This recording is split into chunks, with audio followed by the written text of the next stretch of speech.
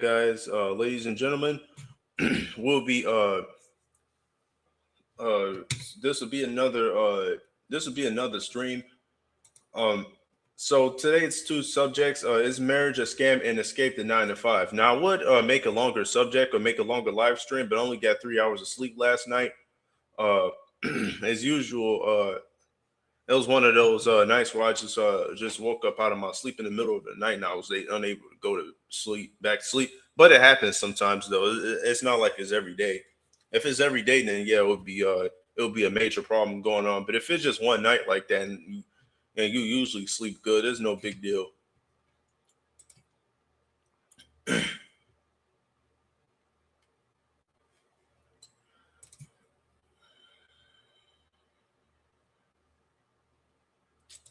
So yeah, hold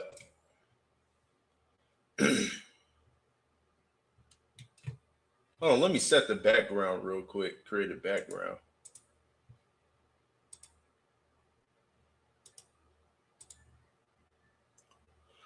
Perfect. This is my background that I have here.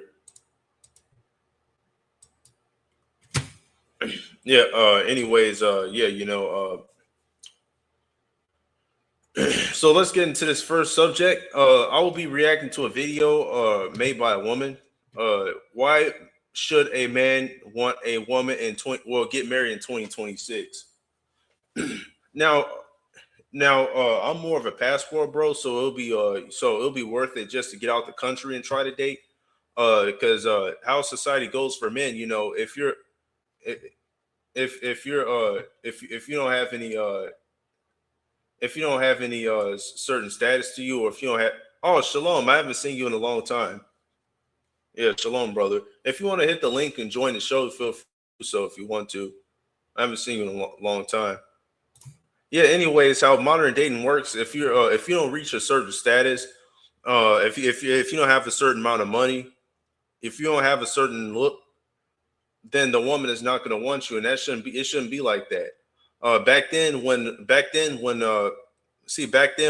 everything was in natural order, the son, the daughters will be old enough, because when the daughters go through puberty, when they're old enough, the father will say, will know another man in that village, and that man that he knows in the village might have a son. Hey, my daughters are old enough, they matured, they already went through puberty.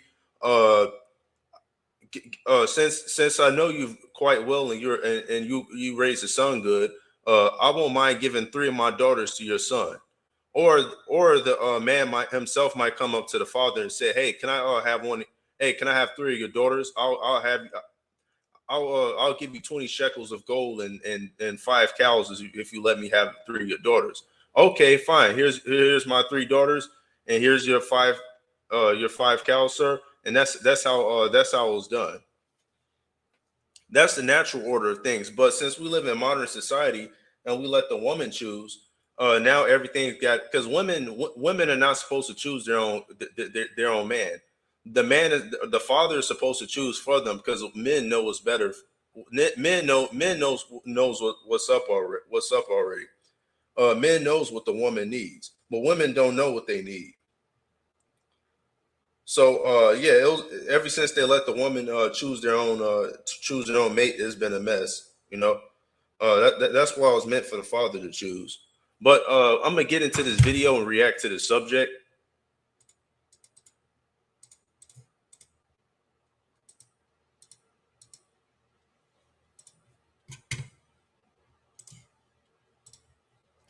Just before I play this video, this will be just before I play this video, this video will be this video is I'm not making any money off this woman's content, nor am I monetizing off of it. This video is for educational purposes, fair use. Let's get into the subject. I have a very important question that we should all ask ourselves. That question is, why should a man want a woman in 2026?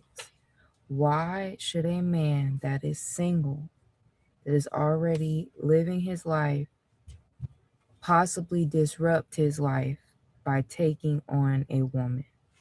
The reason I ask this question is because I think that a lot of us women have a very outdated mindset.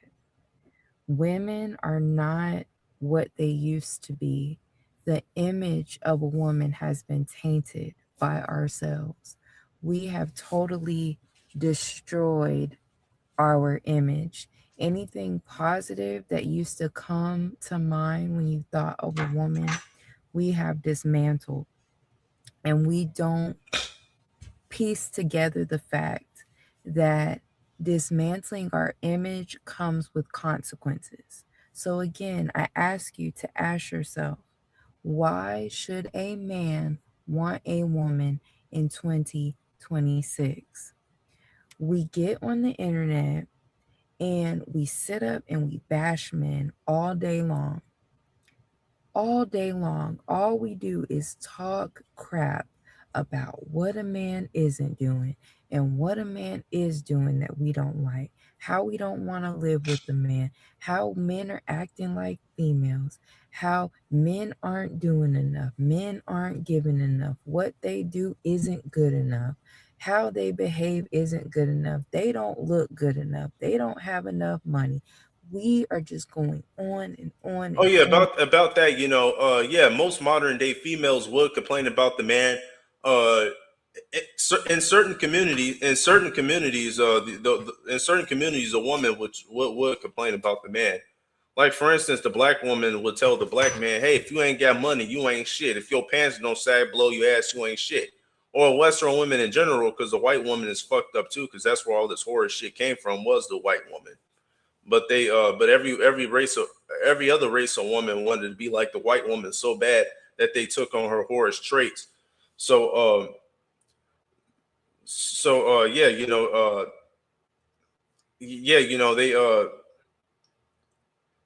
they want to bash men. Oh, you don't have enough money. Oh, you took me out to the Cheesecake Factory. A Cheesecake Factory where I come from is a luxury. I'm over here poor as shit. I can't even fucking go to a fucking Burger King. That's how fucking poor I am. I have to stock up on eat pasta at home instead of Burger King or McDonald's. And you just gonna sit up here and call the fucking Cheesecake Factory a fucking lame date? It's being too cheap. I literally come from nothing, and then some bitch have a lot of nerves to tell me the Cheesecake Factory ain't shit. Like, okay, first of all, if I was going on a date, you would have to pay for your own shit. I'm not gonna sit up here and pay for your food. You're paying for your own shit. I'm just getting to know you. That's all it is. So yeah, like a lot of people, a lot of men out there will make it a habit of spending, thinking they have to spend money on a woman, because the woman in a relationship, the woman isn't the prize. The man is always the prize. See, we men could not saying we men could live without women, but we men could if we men can endure being single more than a woman can.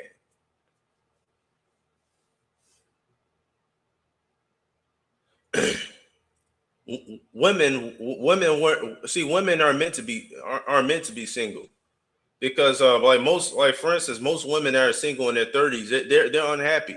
You'll think, oh yeah, these women are happy, these Instagram models are happy. They're not fucking happy. The woman was more happier when the family structure was still strong back then. A woman, you know. But yeah, this is yeah, this is fucking stupid, like the woman was ashamed to sit up there and shame the man. But see, men shouldn't let that bother you. That's what a man should do when he's enters a relationship. If you decide to take her out or whatever, take her out on a simple date. Take her out to a Popeye's chicken or a KFC or a walk in the park. Just say, hey, you know what? You know what? If we do go to the restaurant, you paying for your own shit. Now at that restaurant, at that day, you can go ask her certain questions like, "Have you been in a relationship before?" Because these stupid ass women, they're so fucking stupid, they'll give themselves away. And if this woman started talking about her boyfriends and start bringing up her past relationships with her boyfriends and how it didn't work out, and she dated all these damn men, If I were you, I'll walk up. I'll get up on my seat and walk the fuck out. I'll run the fuck out of there. So if this woman, if you ask her, has she, if you ask this woman, have she ever dated anybody before, or you just ask her questions like her background, and she brings up her boyfriends, you just leave. That's enough. That's a tall tale sign that she's been ran through. The second sign you will notice is how she dresses. Do she dresses do she dress out there all in the open, or do she dress simple? Now, some women, even though they're dressed simple, they might appear to look like they're all cute and submissive, but they're not. That's a facade they'll put on to deceive the man. So you really got to pay attention. Pay attention to her personality. Pay attention to what culture she come from, who her parents are, how was she raised. Did she come from a family, a good family, a well structured family? What are her political views? What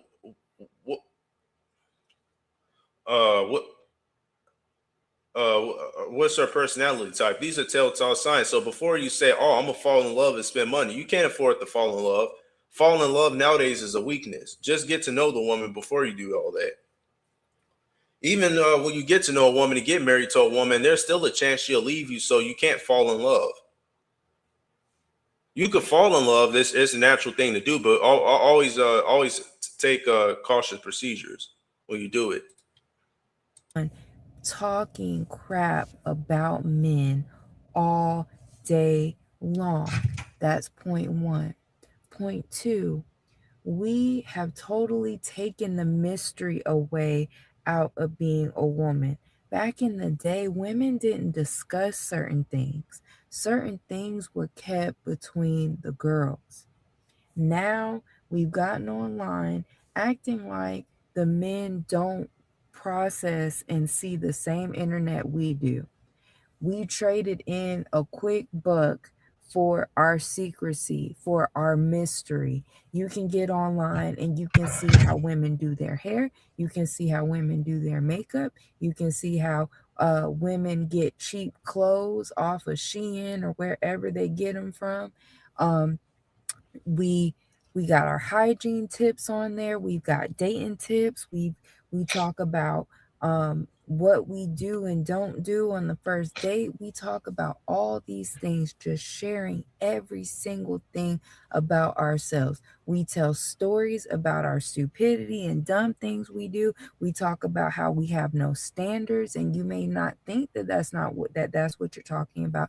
But when you're telling these stories about dumb stuff that you did, or certain stories about situations that you've been in, what you're saying is, I don't have standards. And most women don't have standards anyways, but that's a whole separate video coming very soon. So we get on the internet, we crap on our men, we share all of our secrets about ourselves to where they're no longer secrets anymore. What would make a man want us? Then to top of that off, there's all this free corn everywhere. And even if you're a man where you want the real thing, there's women on here sharing basically that they'll do anything for some dinner. There's women out here that are sleeping with men for dinner. There's one of us. Yeah, another thing, women back then didn't tell all their secrets. Women would keep their secrets amongst other women when the men aren't around. Men used to stick with the men, women used to stick with the women, but now these women don't have any class, so they don't keep their shit a secret. These women always these women always brag about being ran through. Being ran through is a cool trend now, and you go to other countries, this is not normal. If you go to other countries, for an example, if you go to what's that fucking country, Romania? Yeah, Romania. If you go to Romania, you're not going to see an average woman out there bragging about how she been ran through, because in Romania, for an example, that region specifically values the family structure. Like Guatemala, for an example, Now there's whores everywhere, but it's not worse as other countries like Guatemala. Most of the women dress modest out there. Most of those people out there have a family structure out there too. So it all depends on the culture. America is a culture full of stupidity. America is one big shit. The whole West in general is one big shit bowl. That's why the Bible says Babylon. People should be drunk off the wine of Babylon. Babylon is a fucking shit bowl for your fucking brain. You know, that's what I'm saying. You know, we gotta. That's what I'm saying. This matrix system wants you to be fucking stupid. Yeah, that you know, people need to detach from the matrix. If you want to detach from the matrix, um, if you want to detach from the matrix, all you got to do is I would say self discipline and seeking the Lord, but it's really seeking the Lord. But yeah, because like the Lord gave us commandments on how to live. Like for an example, women are supposed to be covered. Women are supposed to cover their hair. Fathers are supposed to marry their daughters off. The man is supposed to buy. If a man has daughters and a strange man come up into him and wants to buy the daughters from him, that the father's supposed to either marry his daughters off or sell his daughters off. If a woman dresses whorish and provocatively in public, we shame her. And yeah, in certain countries, if a woman dress whorish, they'll fucking kick you out the fucking family. And especially down south, because I got Southerners in my family. Like back in my grandmother's, like back in my great grandma's days, and down south, like if because my great grandmother was like pushing on to like 90 years old. If you was in the fucking 1940s or 50s, being a whore around the house, they didn't play that shit in her generation. In their generation, your fucking parents would damn near kick you out the fucking house, especially if you was pregnant. If it was a woman that was whoring around and got pregnant, the parents will literally fucking be ready to kick you the fuck out the house. You'll be disowned. Your family won't look at you as the same, because back then you had to have a man in the household. You have to have a husband and wife is all they known back then. Shalom, shalom to you, priest Awar. Yeah, if you want to join the link, if you want to join the show, click on the Cuban Hacker link or click on the Line of Judah link. Which one? Yeah, just I don't know which YouTube channel you're on, but if just click the StreamYard link, and you'll be able to come up here. But yeah, you know, like I said, back to what I was saying about the West. The West is completely fallen. You won't see you won't see none of these whorish activities like this in other countries. I mean, you will see whorish activities in Thailand, yeah, because they've been influenced by America. See, the West is like a cancer, a fucking cancer that spreads. They spread all this whoredom and whoremongering shit that's going on. That's why you people got to detach out the matrix and seek your higher power. Oh shit! I mean to click from the video, but yeah, you know. Let me play the video. Sleeping for men with just the smallest thing.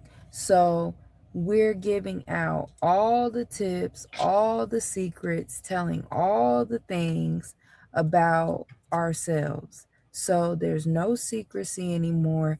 There's no anything anymore. What is the selling point for us? What do we bring? And you get mad when someone says, what do you bring to the table? Because we're asking men to bring so much. We want men to do it all. We want men to still be the men of yesteryear while us not being the women of yesteryear. We don't want to cook. We don't want to clean. We don't want to provide and cater to a man's needs. We don't want to do anything but receive everything. And we want to talk down to our men. We want to mistreat our men, but still expect them to be gentlemen and decency. And it's so funny to me how women are always online talking about how men are acting like females. And you're saying it in a derogatory way, which means You are self-admitting that you know that the image of a woman is a negative thing. If you're saying that men are acting like this and it's a bad thing, that means that you're behaving badly and you know it, and you're not calling it out. You're not changing yourself. So again, in these hard economic times, in these hard political times, in these hard, difficult, challenging spiritual times, you think that it's a good idea for a man to take on a woman? These same women who are getting online expressing how ungrateful they are, taking men's children away, putting men on child support, taking half of their stuff when they get divorced, just causing chaos in their life, causing drama. On top of that, you have to compete with this corn. And I don't blame people. I don't blame anyone. You act like, oh, because I have my genitalia, since I have this private part, I'm the prize. No, the prize is who's ever in demand, and women are not in demand anymore. Put it like this, if you're in if you're in a relationship or about to enter into one, and a woman just says, "Oh, you didn't take me to the Cheesecake Factory. You didn't take me on a real date." Just do yourself a favor and just walk the fuck out.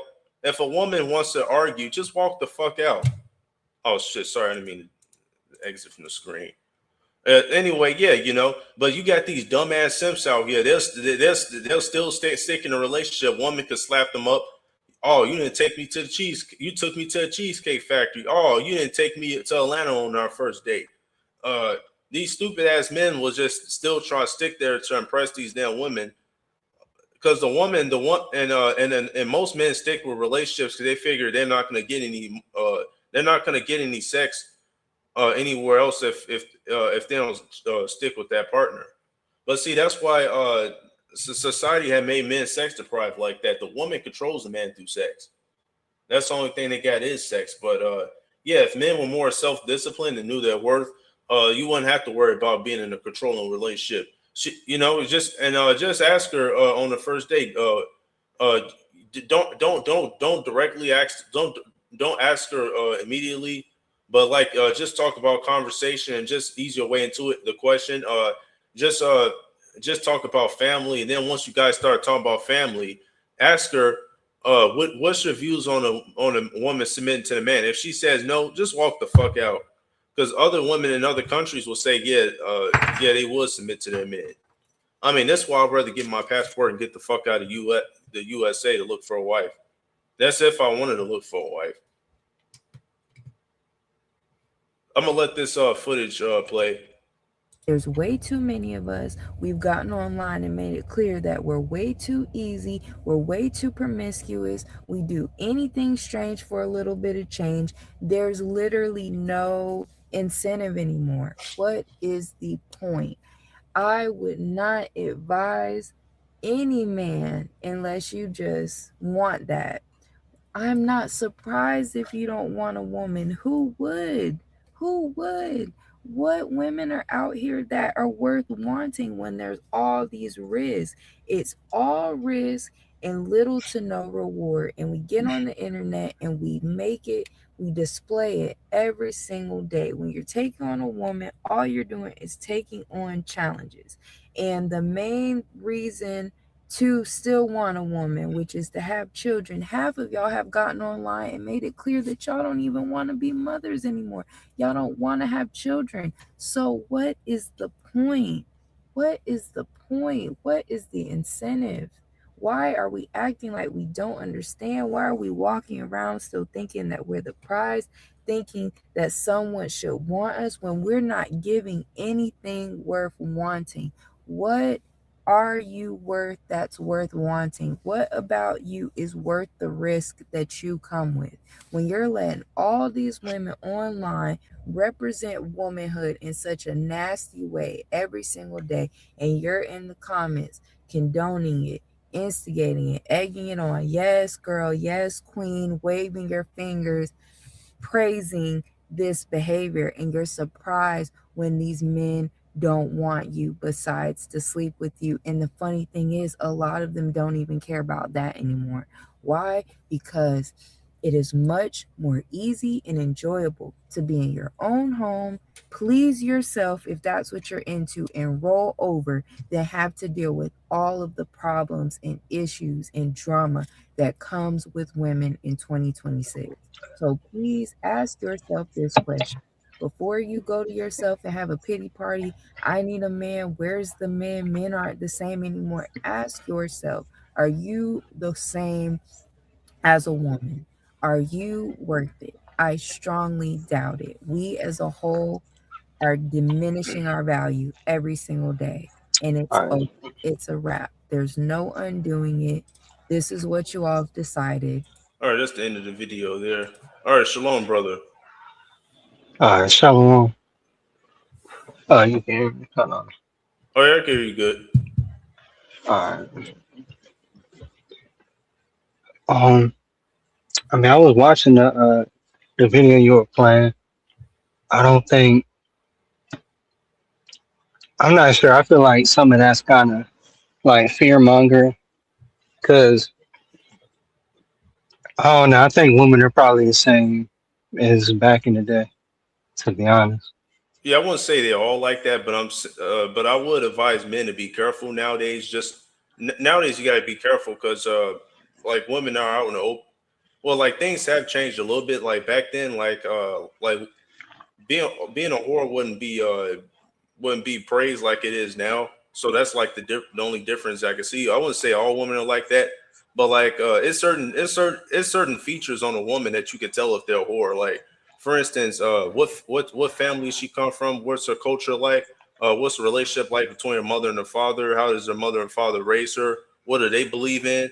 Um, what are her goals in life? Uh, what does she wear? What does she dress? How does she have her hair? Like little details like that matters. Like for instance, if Mhm. for instance if you see a woman wearing some tight yoga pants with her ass out and or wearing a tight dress, then you shouldn't approach her no ways because it could be trouble down the line. Versus if you seen a woman that dressed nice and like an authentic woman wore a dress, wore her natural hair, um, came from a good family, a mother and a father, and believed in family structure, then she'd be good.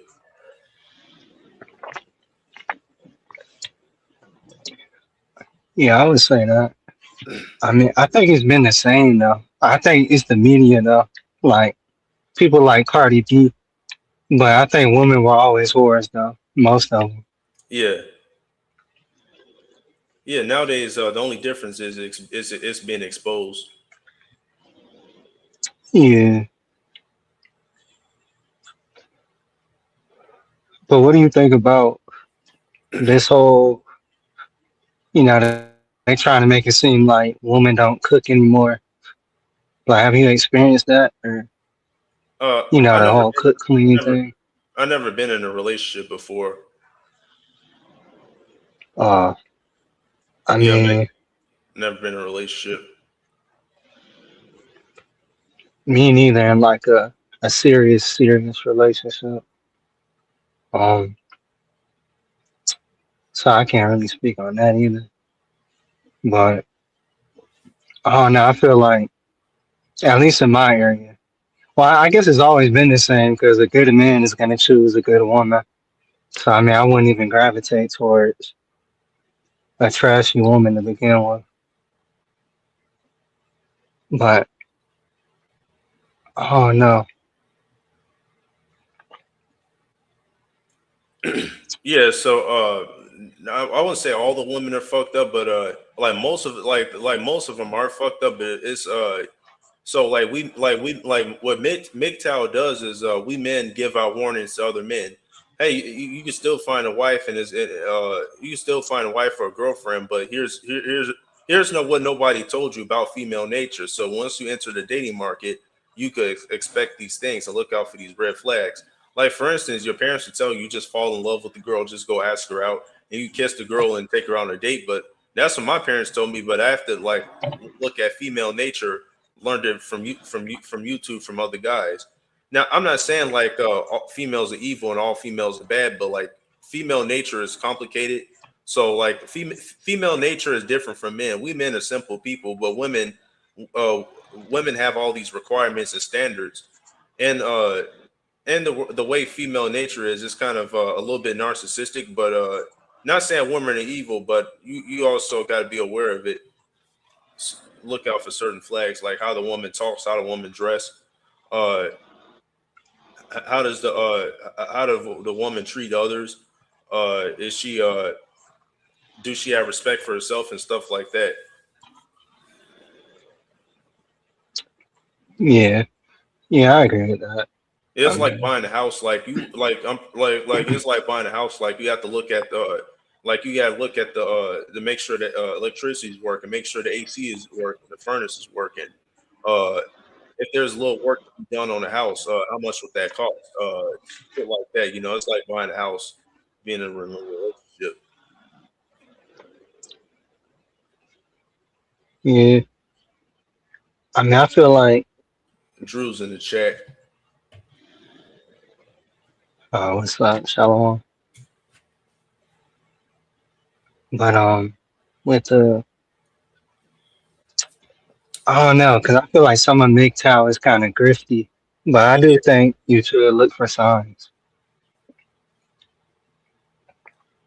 Yeah, Cause like if I look for a woman, like I'll look for like certain women I'm attracted to, but I'll look for a woman that's come from a good culture, a good background.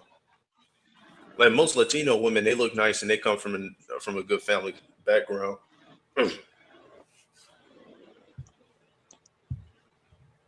yeah, do you think it's because of female nature or like society brainwashing or Well, both? yeah, both, but female nature has always been like that, but it was better controlled back then. Like okay, women don't know how to, women can't choose options like men can, but the father will always be there to like choose the man for his daughter, so she won't end up choosing the wrong guy. Because women go based off of emotions and men think logically. So that's why the fathers were able to marry their daughters off and made sure that man, whoever they was married to were able to provide for her, because the father he like the father, he's a man that provides, so he's gonna know when you see it, he gonna see a provider, he gonna he'll know a provider when you see one because he's one himself. Like but like society now brainwashing women, telling women they're 50-50, like they're equal to men. um they, uh, they're equal to men. You don't need no man. You go sleep. You can sleep with much as many as you want to. Female power, shit like that. I do think society try to brainwash women. So it mostly comes from society, like I said, because you go to other countries, it's not going to be as worse as it is here in the West, because the West promotes whoredom, adultery, eating unclean. So the West promotes the Western society promotes nothing but decay over here. So yeah, I would say it mainly comes from brainwashing. Even the feminist movement that was started by a Zionist lady. That's interesting. Like,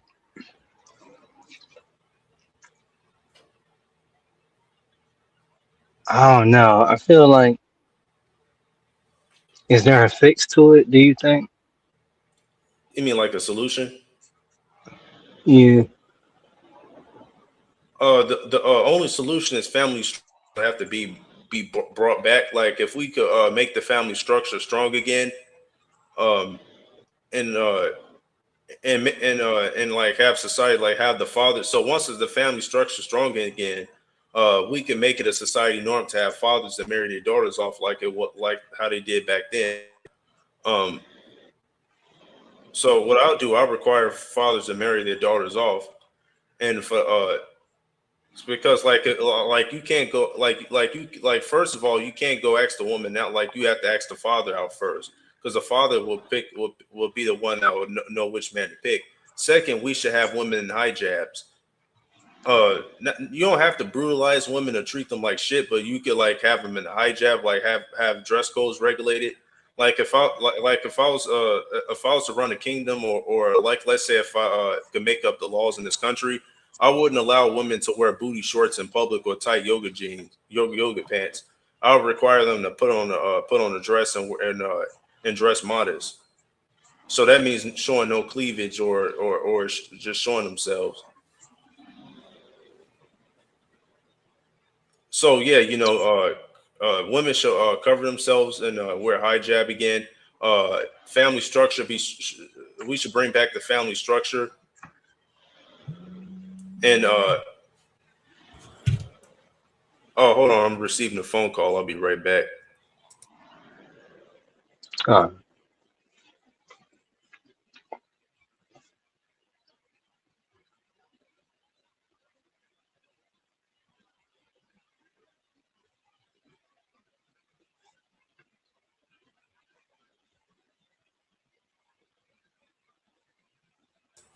Sorry, I just had to receive a phone call. Um, Yeah, unclean spirits can enter through a woman's hair. That's why they gotta wear the veil hijab. Well, the hijab too was set in place because let's say if I didn't know a woman's married, right? Let's say if you just see a thick, curvy woman and don't know she's married, but she's just having herself out there like that. Now I could look over here and say, oh, that woman, look at that woman. She got she got big titties or whatever, and go ask her out. Now I committed adultery because I lusted over that woman and asked her out, not knowing that she had a husband at home. So now just because she didn't cover herself, she calls me to commit adultery because I lusted after her, even though she was married. So uh, that's why the hijab was that's why the veil and hijab was in place. So so men wouldn't make that mistake because if a woman's covered up, you're not thinking about her like that when you look at her. yeah, yeah, that makes sense.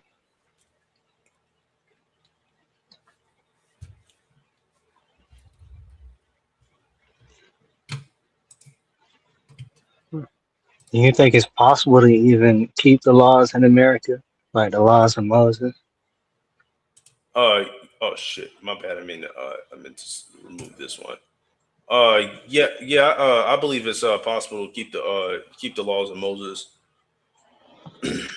For the statues like animal sacrifice, we don't need to do that anymore. To keep the laws of Moses, to keep the laws of Moses, I'll say yes, easy to keep the laws of Moses.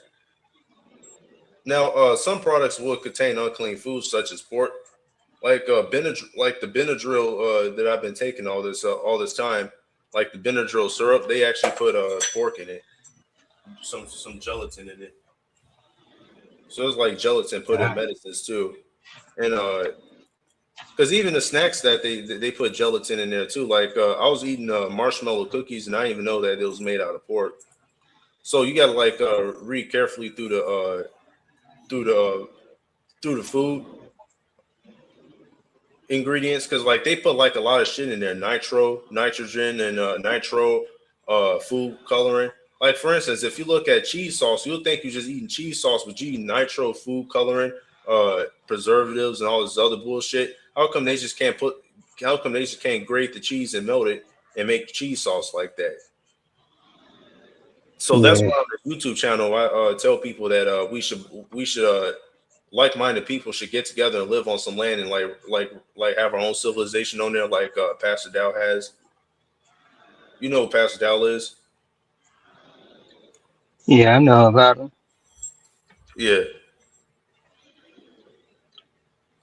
I always wanted to go meet the guy. I don't agree with him on doctrine purpose, like when it comes to doctrines, but I like what he does.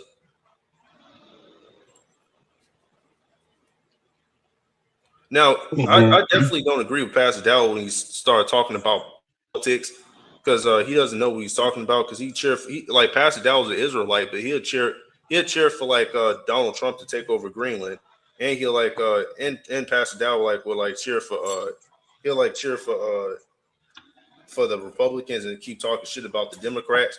Now I'm not involved in any type of politics, But for a brother in the truth to be involved in politics, I'll say, or a person that's aware of the system is bullshit. I'll be like, hey, what the fuck you doing? You know, if you know better, you're not supposed to vote for any politician, especially if we're getting screwed over by rich people. Because they're a bunch of billionaires and we're regular people. Yeah, I seen a video like somebody was exposing Pastor Dow for adultery and pedophilia or something. I Yeah, think he an agent, to be honest. you might be.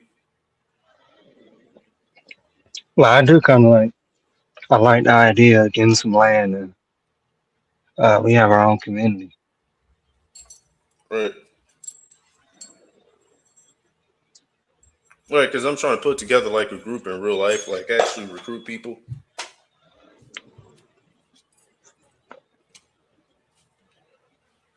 Yeah, it's supposed to be Yeah, like a group. Like I'm trying to just have like a group where I can like recruit people off the streets and invite them in a Discord. So it's gonna start off in a Discord, then it's gonna be real life meetings.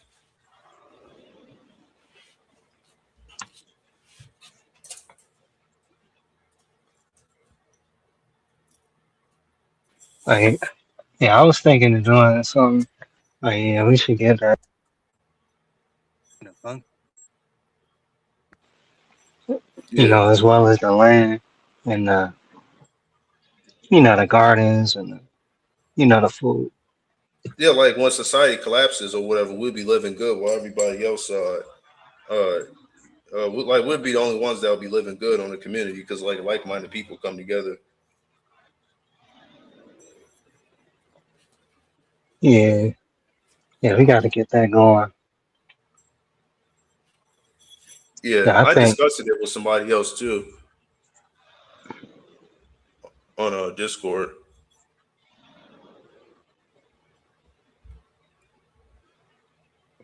I feel like I ain't gonna. I think this thing, with the New World Order or whatever, might come into pass.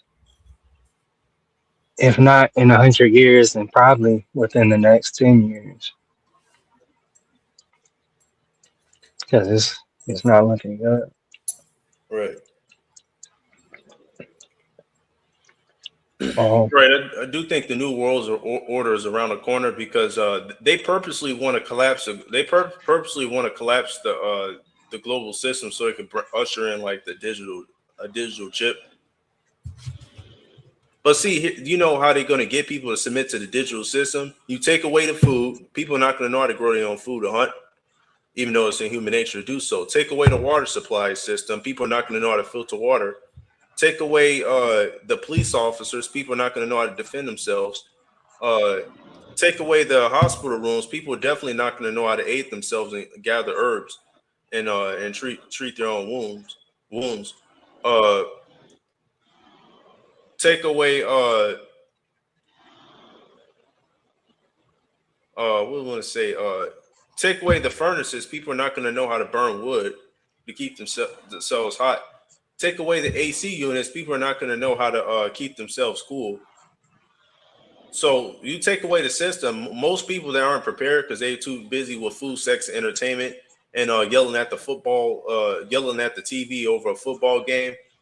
They're not going to understand what's going on. They're going to depend on the government versus people like us who buy land and prep for it. We don't need the government. We can live off that land because we can gather our own water, hunt food. Basically, in the wilderness, we'll know where everything is at, so we won't need the government. Versus other people who just don't give a shit until it actually happens. People they want people to be comfortable. Now, I'm not saying you have to have like a dark mentality to be extremely negative. I'm not saying that or be paranoid, but you also got to be aware of your surroundings too. yeah, the thing that is interesting to me is if we do it, like, would we have to take the chip? Like, how would we, pay for the land if they mandate the chip? Unless Oh, they still have like, then there's no way we could do it if they mandate the chip. All we got to do is just wait for Yahushua to return. But however, before the tribulation, so like let's say for instance, if we buy the land and get prepped on that piece of land before the tribulation happened. So like when the tribulations happen and everything is set, we'll be protected by the Most High, and we'll live off the land and gather and hunt for resources and food and water and etc. So we'll be living comfortably while everybody else is panicking. Now, which type of land you will want? You will want land as far away from people as much as possible.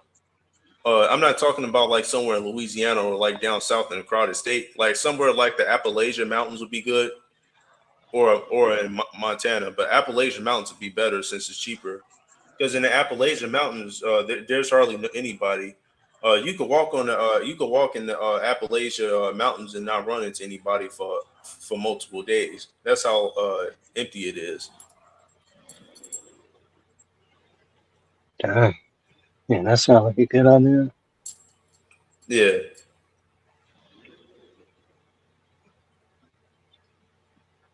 What you think about like moving entirely, like to another country though? Oh yeah, yeah. So certain countries I want to move to. I've been thinking about Romania because I like the way Romania look nice. I think Romani women look hot. Then second on my list is I would say Thailand, but it's kind of like it's all types of whoredom in the street. Then Thailand looks tacky, so I'll put that third on my list. But I will say New Zealand second. Yeah, yeah, I like New Zealand. I was looking at it. I was thinking either New Zealand, um, Georgia, or I was Oh, thinking Thailand too. Yeah. oh yeah, What was the other? I had a coach because I got a Georgian guy in my Discord server. He's pretty cool because he used to be my coworker, so I invited him to the Discord. Georgia, yeah, I know a guy that been to Georgia that comes from Georgia. Oh yeah, that's great because I think Georgia is pretty easy to get a citizenship there too. Yeah, So that would be easy for us. And you could go there without a visa for a whole year. So I think that's good too. yeah,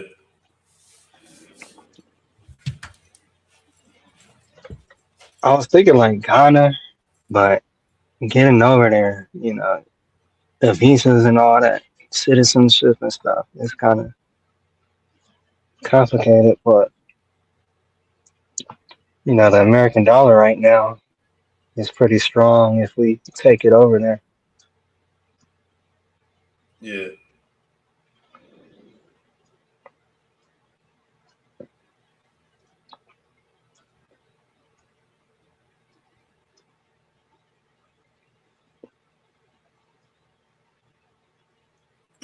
Yeah, because the visa.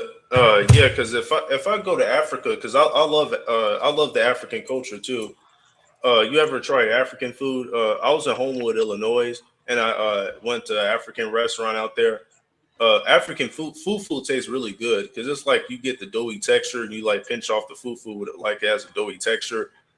Then I dipped it in some greasy red sauce, some red chili sauce that had lamb in it. It tastes really good. Yeah, that sounds good. Yeah, I would move to South Africa though, since that's like one of the best. Like Africa, like they want to portray Africans like to be like dirty, retarded people, or like they're too stupid. But Africa, like ISO Speed went to Africa. Africa had advanced civilizations over there.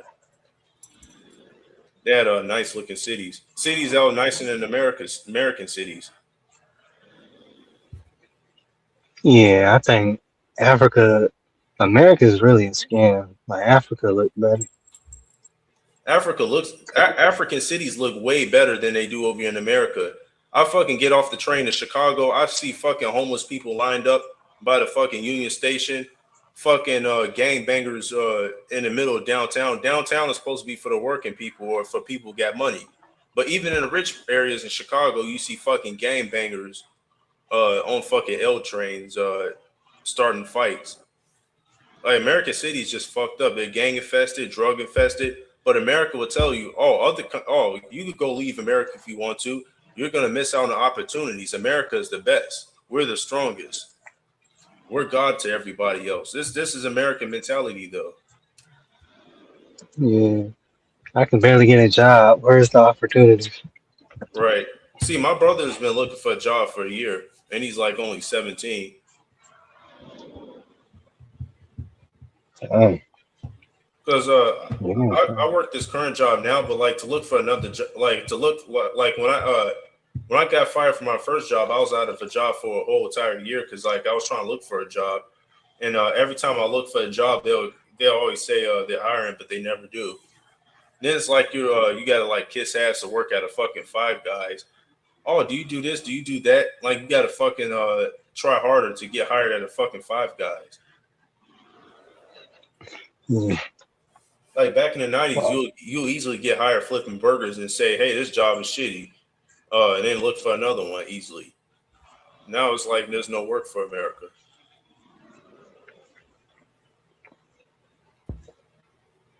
Yeah, why do you think that is? Like, there's just too many people. I don't understand. Oh, too many people. Well, that I always started. Yeah, if it is too many people, uh, I don't know. I don't think so. But like you get like too many immigrants that'll come over here too. Like some of the Mexicans that'll come over here too and take all the jobs. Uh, yeah, I always wondered that too. If it's because it's too many people. 9 out of 10. 9 out of 10. That contributes to it. But I think it's the fucked up economy we live in. To be honest. Yeah, especially with the tariffs going on. Right. Then you get like Man, America, baby boomers telling young people, "Oh, your generation needs to work harder. Quit complaining and pull yourself up by the bootstraps." Back in the 1990s, uh, I was able to buy an apartment when I was your age. Well, yeah, because shit was cheaper and you lived in a better economy. yeah, like everything The is 90s were cheaper. the 90s were pretty fun though, like the 90s, especially the late 90s. Because my parents like show me like their photos like of them dating in the 90s and like how they met and how they lived in the 90s. 1990s was fucking fun. You get to if you had a nice paying job, you get to feed your family. You get to take your family out to eat off of $20. Because even making $20 per hour was good money back then. Yeah. Oh, my grandma told me this too. She was like, she used to make $2 an hour and feed the family. Damn. Yes, bro. I was like, how? Like, I could barely make $8 an hour today and be able to pay my car note. Right.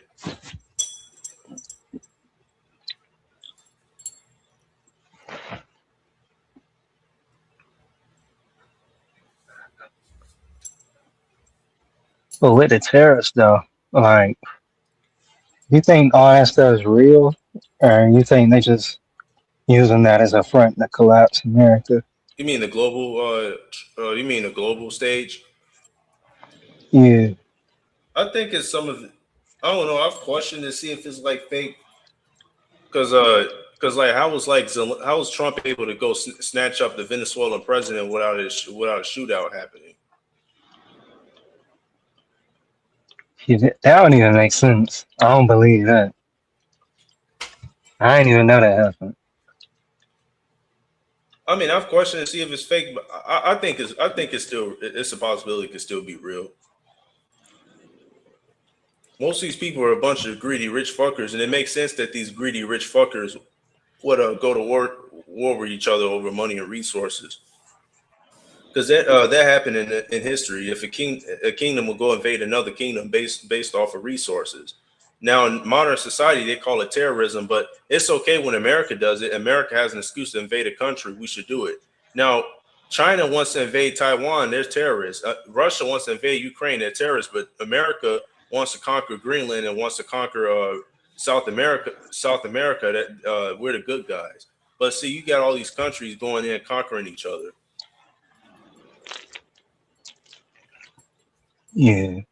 Wow, what you think about that? Because you know, how a second I just say Esau is the end of the world, Jacob is the beginning of it. That followeth, like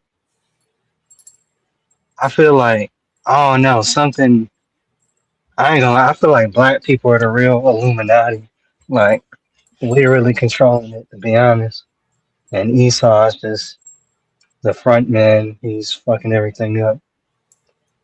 I've Oh heard no, somebody say that the Moors versus the Murs. You ever the heard of that? Moors versus the Murs. Yeah, the Murs are it's spelled Murs. The Murs are supposed to be the black people from America, the black indigenous. Then the Moors are supposed to be like the foreign blacks that run everything. So the Moors went into Europe, but it was a coincidence that Europe came and conquered everything. But how would the Moors lose power over Europe? Did the Moors go into hiding and control the Europeans? Like that's they believe. The Moors control everything. You know that guy on Facebook I sent to you, that old black guy called Prophetic.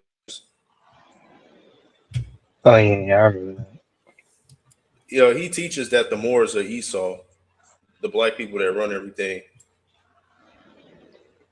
I feel like it's probably true to that because I seen like what you were saying with the American Moors and the Mers, like I forgot who it was, but King James I think versus the American colony.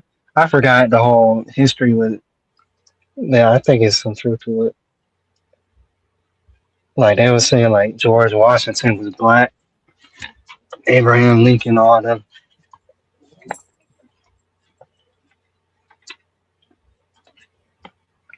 Right. But that makes me think like, is Esau black then? If George Washington was black and he was an Edomite, Right.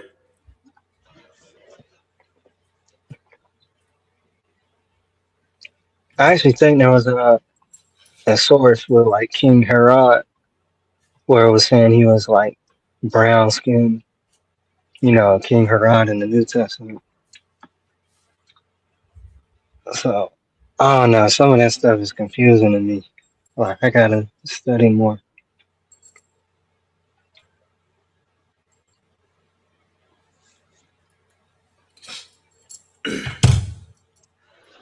Arad. I never heard of King Arad. Yeah, he was the dude that killed the babies under 2 years old in Matthew chapter 2. Oh yeah, I think I've heard of him. Yeah.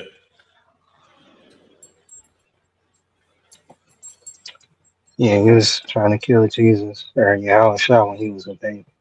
Yeah. Okay, yeah, I heard of him. That's why like the one West is kind of, it used to throw me off because um stuff like that. King Herod might have been black. One body in Yahweh that camp. Oh no. Yeah, they teach about the black Edomites. They say Hitler was black too. Yeah, I've heard of that one. You believe Hitler may have been black? Congress.gov said they say he was swarthy with brown eyes. Yeah, this is a black Nazi chick I have on the screen too. Yeah, she's bad. You can send me some more of those. Oh yeah. I actually sent it to you. Uh, I actually sent to you right now. I made this with AI. Hold on.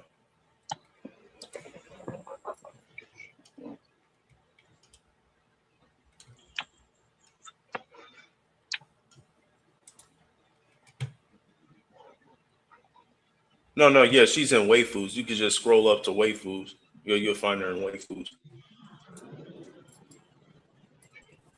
Uh,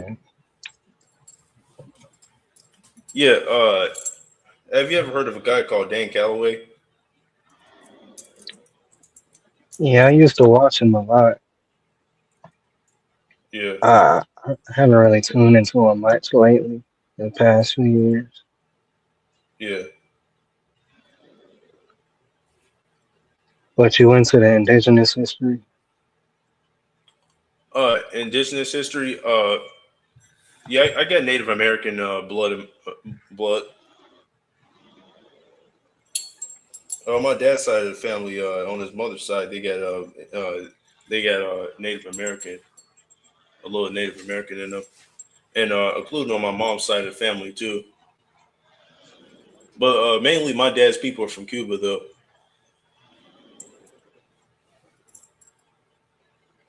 Hmm. I think it was my great grandma on my dad's side. She was a full-blooded Cherokee, but oh no, she died, so I never met her. But Yeah, my grandma used to talk about her.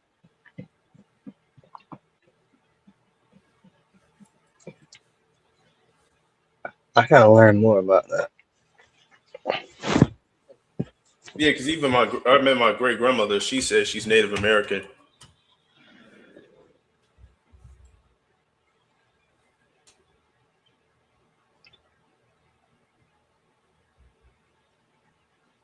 It was,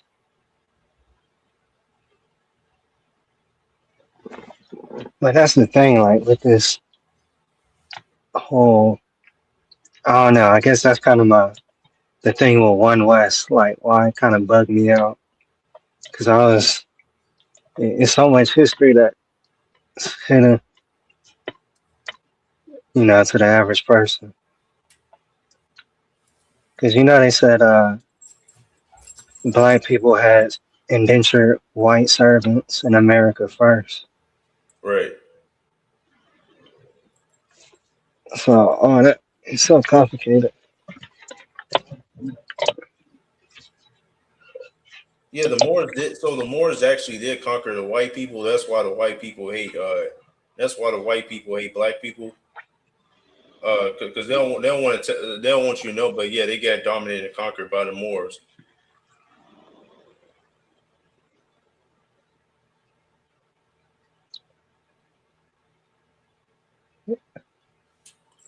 I'm gonna look more into that. Oh yeah, you heard about the black nobility, right? Yeah. Um, some people were saying like those were like reptilians, and they were like basically, I guess they were Esau. I don't know if they're Jacob. I guess they would be Esau, but they're like reptilian shapeshifters, and they're the ones causing all this confusion. Um, and trying to blame it on the white man. It's really them. Right. I've heard of that. Like you heard about Yaqub and the Nation of Islam. Yeah, I heard of them. Yeah, I was trying to learn more about that because, oh no, it kind of makes sense. Like, because they were saying Yaqub created the white people, like in a lab or whatever, gene splicing, Right. and they're just like the front men for all the rulers.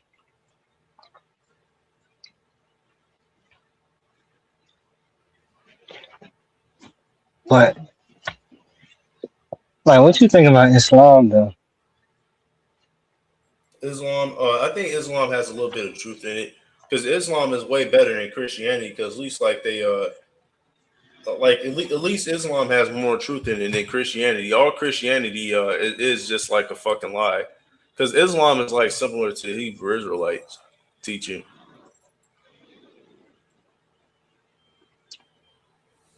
Yeah, Hold on, I'll be like right back. um,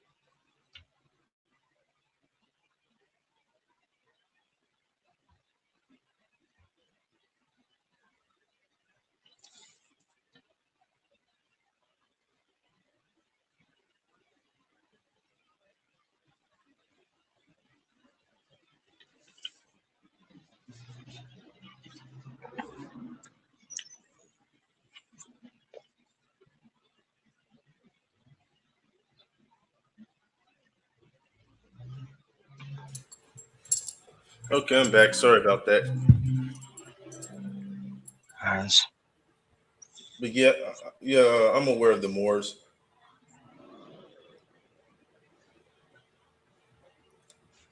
I think oh no, I'm gonna look more into that. Well, one body in your house shot because they've been bringing out a whole bunch of sources and scriptures I ain't never even considered. Like change my perspective on certain stuff.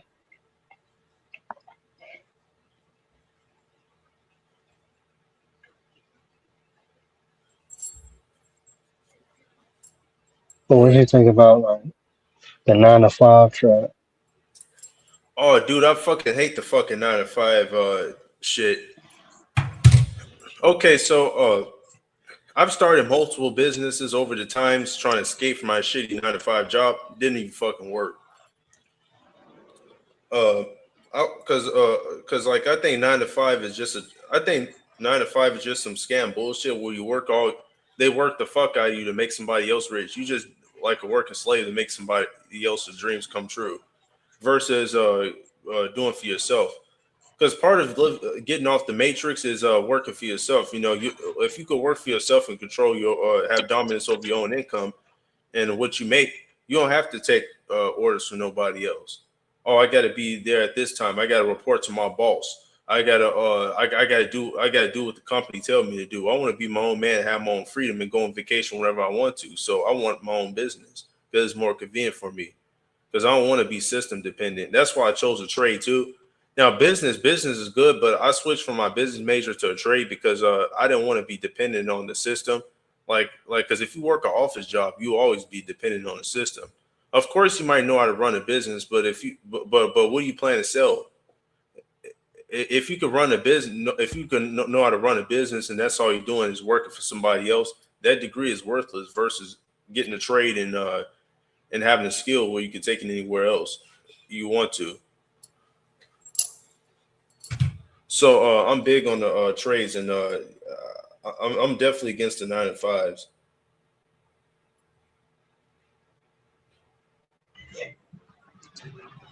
Yeah, me too. I'm trying to, I kind of want to get into the trains too. I try to find ways to like have a good passive income, like at least $300 a week. I think would be good for like some side money.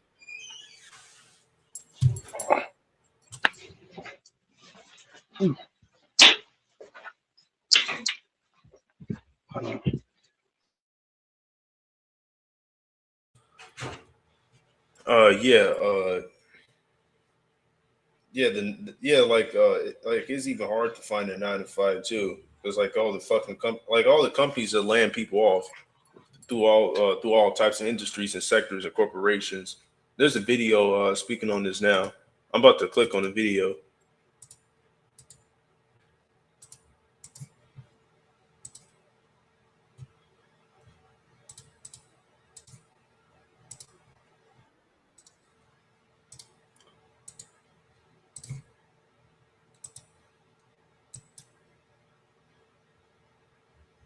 Promise, right?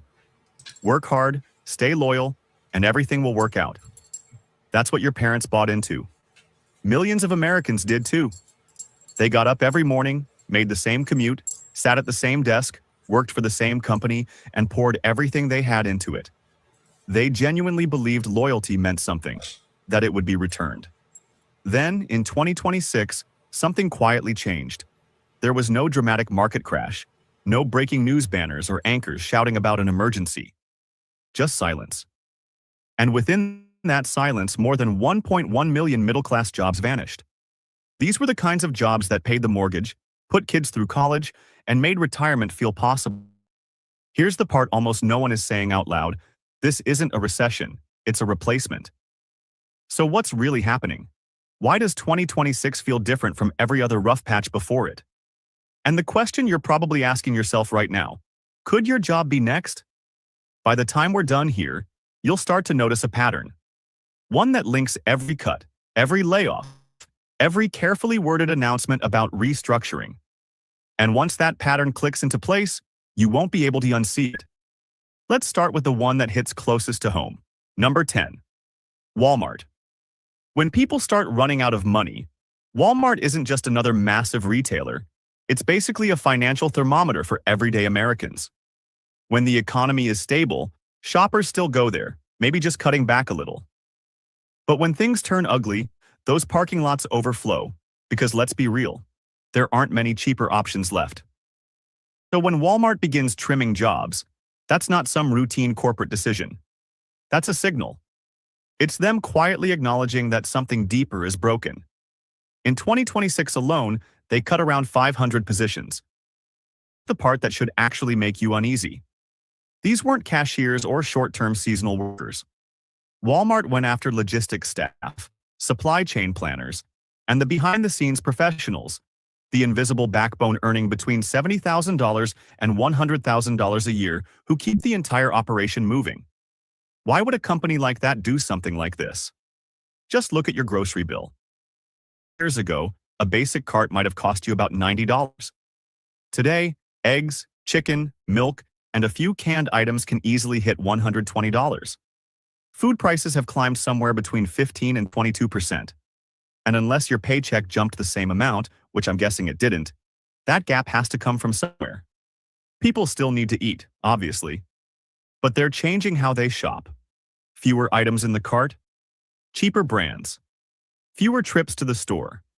That means Walmart is selling less, and products are moving more slowly through their system. Warehouses that used to be packed are now sitting with unused space. And that's when the cold, uncomfortable question shows up. How many workers do we actually need now? Turns out, the machines already have an answer. AI handles inventory management. Automated scanners track everything in real time. Robots work through the night. They don't get sick, don't take breaks, and never ask for raises. On a spreadsheet, they look flawless. So when Walmart makes cuts like this, they're really admitting something unsettling. American shoppers are tapped out. Even the entire sell cheap to everyone model is starting to crack. And here's where it gets even darker. If Walmart, selling food, toilet paper, and basic survival essentials, is pulling back, what do you think happens to companies trying to sell luxury tech, ambitious future projects, or non-essential upgrades? Number 9. Microsoft. When the people who helped build the company start getting replaced, that's when things feel different. Microsoft used to be the safe bet. Cutting-edge work. Yeah. Speaking of Walmart, I was in Walmart. Then it was like fucking $5 per fucking can of chili. All the shit was expensive, and then the shit was small. You mean to tell me I gotta pay a fucking dollar extra for some shit that shrunk over the fucking year? Nah. A fucking 5 inch of ground beef that smallest shit was like $5. It's like these like it should be a fucking they should fucking rebel against the system. You would think these American citizens will rebel against the system, but they just willingly stay loyal to the system.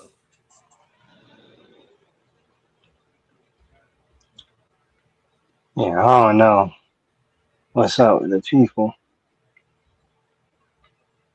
I feel like they just trust the white man.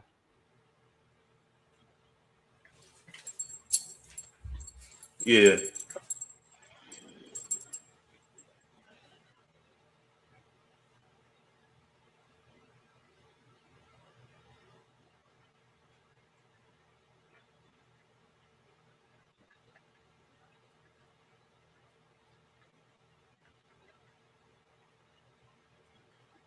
Yeah, but yeah, this yeah, they trust in the system because that's all like your parents says. The little kid would say, "Get that education, get that education, get that education."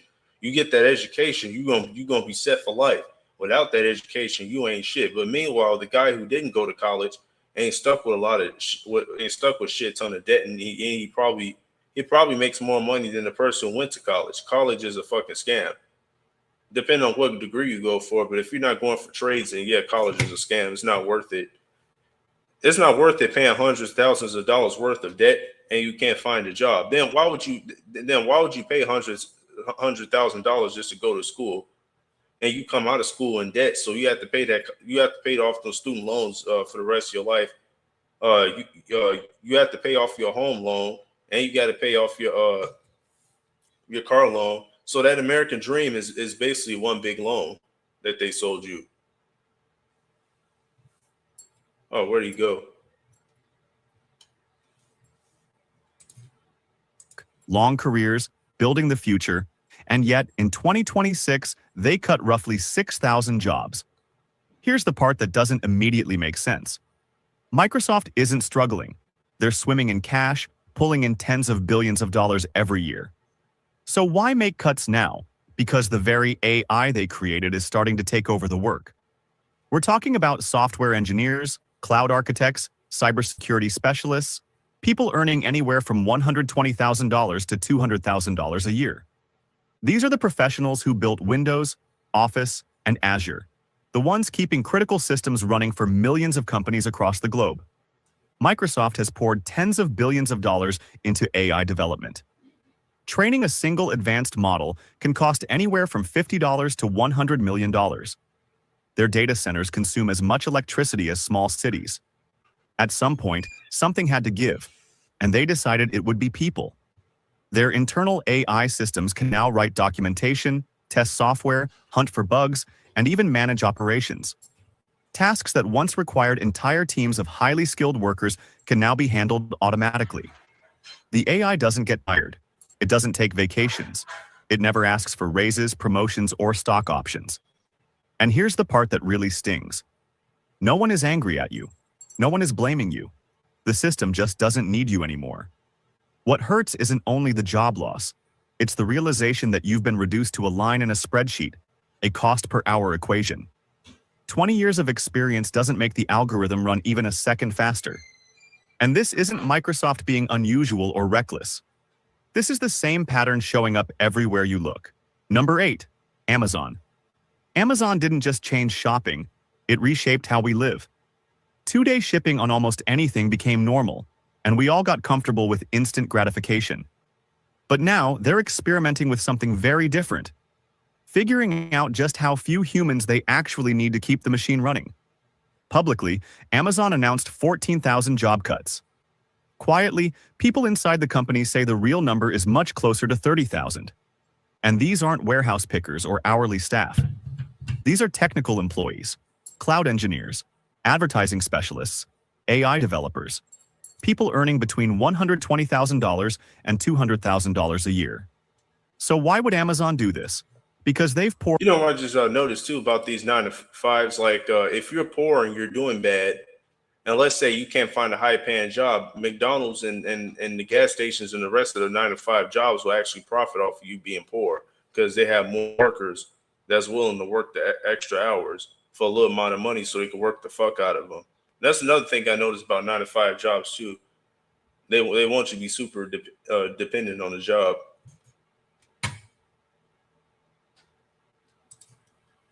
more than $50 billion into AI, cloud infrastructure, and automation. A single modern warehouse can cost anywhere from $300 to $500 million to build, but once it's up and running, it operates nonstop, 24 hours a day. No injuries, no breaks, no complaints about pay. The robots aren't just replacing one worker at a time. They're wiping out entire shifts, entire departments, whole job categories that used to require hundreds of people. And you're probably doing what most people are doing right now, spending less, cutting back, filling online carts, and then closing the app without checking out. Here's the unsettling part. Amazon isn't making these moves because they're desperate or failing. They're running an experiment, a model where human workers are optional. And if that model works for them, it won't stop at Amazon. It'll show up wherever you work next. This ties directly into something much bigger unfolding across nearly every industry at the same time. Number 7. Salesforce. This is what happens when family only lasts as long as the money does. Salesforce always claimed they were different. They leaned hard into the idea of ohana, the Hawaiian word for family. A workplace built on warmth, belonging, and people genuinely looking out for one another. And for a long time, it wasn't just corporate talk. People joined Salesforce because of that culture, not only for the paycheck, but because it felt like a place where they actually mattered. Then, almost overnight, 4,000 jobs were gone. The announcement was clean and quiet. No drama, no long explanations. Just cuts across customer service, sales operations, cloud consulting, and technical teams. These were remote workers, high performers with spotless records, people earning between $90,000 and $180,000 a year. So what happened to the whole family-first promise? AI-powered CRM systems happened. Tools that can now write emails, interact with customers, forecast sales, and analyze buyer behavior. Work that once required full teams of support staff and sales ops professionals can now be handled automatically. And the savings are massive, roughly $300 million every single year. At the same time, Salesforce's core customers, small and mid-sized businesses, started pulling back. As interest rates climbed and budgets tightened, paying $50 to $100 per employee each month for software suddenly became an easy expense to cut. Revenue slowed. Margins shrank. And just like that, the family got smaller. The reality hits hard. Ohana means family right up until a spreadsheet says otherwise. Corporate culture, it turns out, is mostly branding. When money gets tight, those beautifully written mission statements are the first things to disappear. Number 6, UPS. This is what it looks like when the trucks keep rolling. Oh yeah, UPS. UPS is laying off a lot of people because not a lot of. I don't think a lot of people is buying from the internet. UPS is kind of hurting too because Amazon. Not a lot of people purchase from Amazon either because sometimes the UPS will use Amazon. Like they saying the prices affecting the sales.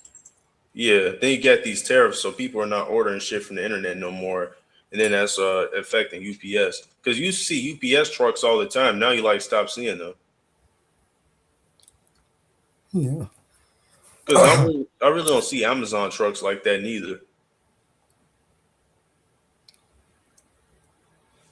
Yeah, it does seem like it's been less lately. Yeah. Yeah, like little details you can know you're in a horrible economy because shit won't start adding up because me and my dad was like what the fuck happened to the people that usually celebrate Christmas? Usually you'll see like a lot of families be lined up for Christmas. Then people all over the internet was saying it doesn't feel like Christmas to them. It feels like a regular day because then most people saying fuck Christmas because they ain't got the money to spend on Christmas. Uh, I mean, I feel like my area. I don't know. I feel like it was a lot of people at the mall during Christmas now in my area.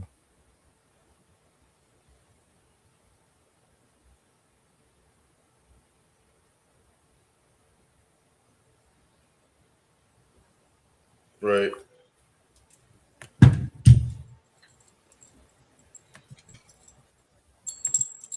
But the people don't. UPS used to stand for something solid: union protection, reliable health insurance, and a real retirement at the end of the road. You had predictable schedules, a job you could build a life around, and genuine middle-class stability. It wasn't glamorous, and it didn't make you rich, but it was dependable and fair. Then 48,000 jobs disappeared. That's not just a large number, that's a seismic shift. This isn't a trendy tech company quietly adjusting headcount. This is the literal circulatory system of American commerce. Drivers, warehouse workers, dispatchers, supervisors, people earning anywhere from $45,000 to nearly $100,000 a year. Long-tenured employees who spent decades building careers they thought were secure. The official explanation? Restructuring and automation. UPS has invested billions in sorting robots, intelligent warehouse systems, and automated scanning. Each distribution center costs hundreds of millions of dollars to build, but the payoff is huge. Roughly $3 billion in savings every single year. Robots don't strike. They don't take vacations. They don't negotiate contracts. At the same time, online shopping is cooling off. Families are tightening their budgets. Fewer purchases mean fewer packages. And when things start moving more slowly, that familiar, uncomfortable question resurfaces. How many workers do we really need anymore? The trucks are still on the road. There are just far fewer people inside them now. Even these once rock-solid middle-class jobs, protected by unions and decades of history, aren't safe anymore. And if the middle class itself is being fed into the automation machine, who's left to stop society from splitting cleanly in two? Number 5, Boeing. This is what it looks like when safety starts getting labeled as too expensive. For generations, Boeing represented American excellence. We built the biggest aircraft, flew higher than anyone else, and prided ourselves on doing it safely. That reputation used to mean something. Then Boeing eliminated 2,500 jobs. These weren't interns or administrative roles. These were engineers, quality control experts, and flight safety specialists. People earning between $85,000 and $140,000 a year, whose entire responsibility was making sure airplanes don't fall out of the sky. Let that sink in for a moment. Boeing is currently sitting on more than $31 billion in losses. New orders are slowing, regulators are watching closely, and after years of very public safety failures, the company is still trying to clean up old issues while new ones keep emerging. And instead of fixing the problems faster, they chose to cut staff faster. Think of it this way. Imagine taking your car to a mechanic and learning they're saving money by firing everyone who checks the brakes. Would you feel comfortable driving that car afterward? Would you trust that shop at all? When an aircraft manufacturer lays off the people responsible for safety, you don't need turbulence to feel uneasy. The anxiety shows up immediately. But Boeing isn't really the core issue here. What matters is what this signals. When an American icon, once a symbol of our best manufacturing, starts treating seasoned engineers as line items to eliminate instead of the people protecting passengers' lives, it tells you something fundamental has changed. So ask yourself, is this a temporary downturn or proof that safety, quality, and doing things right now matter less than hitting quarterly targets? And if this kind of decision-making can happen in aviation, where mistakes cost lives instantly, what happens in industries where the damage is slower? That's like too, like the infrastructure is they really ain't putting no money in the infrastructure, because that's like how the World War III is coming, because they'll like spend more money on military shit than they would the infrastructure. Yeah, I think they was taking money from the hospitals too. Yeah, because they're talking about another government shutdown might happen.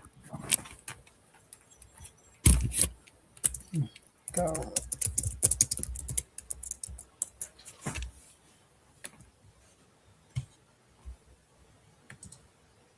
quieter, and easier to ignore. Number 4, General Motors. Electric vehicles were supposed to be the way forward. A clean break from oil, less pollution, and a push to drag the American auto industry into the modern age. GM went all in on that vision, investing more than $35 billion in electric cars over just a few years. New factories, advanced batteries, custom software, slide decks packed bold promises about the future. Then, by 2026, GM announced 3,400 layoffs. And here's the twist. These weren't legacy factory jobs being cut. They were the future-facing roles. Battery engineers, software developers, drivetrain specialists, the exact positions everyone assumed would be safe in this new economy. So what actually went wrong? Walk through a GM dealership and the answer is right there. Rows of electric vehicles that look sleek, modern, and impressive, and completely untouched. Most EVs are priced between $50,000 and $60,000. At the same time, car loan interest rates are squeezing households, and more than 7% of Americans are already behind on their auto payments. The harsh truth is this. People don't hate electric cars. Can't afford them. You can't sell someone a cleaner tomorrow when they're barely managing today's rent. You can't ask families to invest in saving the planet when they're focused on keeping their own finances from collapsing. Every unsold car sitting on that lot isn't just inventory. It's frozen cash, storage costs, and extra weight on the balance sheet. And when that pressure builds, companies start walking back the promises they once made so confidently. There's a saying that sounds almost funny until you think about it. You can't save the planet with cars nobody can buy. The EV dream didn't exactly disappear. It slammed headfirst into stagnant wages, overwhelming debt, and interest rates that just keep climbing. For thousands of GM employees, the shock isn't only about losing a job. It's realizing they believed they were building the future, only to find out the future was the first thing cut when money got tight. And that reveals something critical about how the system really works now. It also leads straight into the next barrier people assumed would protect them, starting to break down. Number 3, IBM. This is the moment office workers discover what factory workers learned a long time ago. For years, Americans believed there was an invisible dividing line. Factory jobs were exposed to automation, sure, but white-collar work? Engineers, analysts, tech professionals in button-down shirts staring at computer screens? Those jobs were supposed to be safe. IBM was the symbol of that Yeah, belief. then they sold Ascent- everybody job securities. Oh, if you're a trucker, you'll be safe. You don't have to be replaced by a robot. Oh, you're a businessman, you're safe. But it turns out they all getting replaced by robots because they even got trucks driving themselves down the highway now. The self-driving trucks they testing out. And like most truck drivers too are getting laid off. But then they're gonna sit up there and lie to people talking about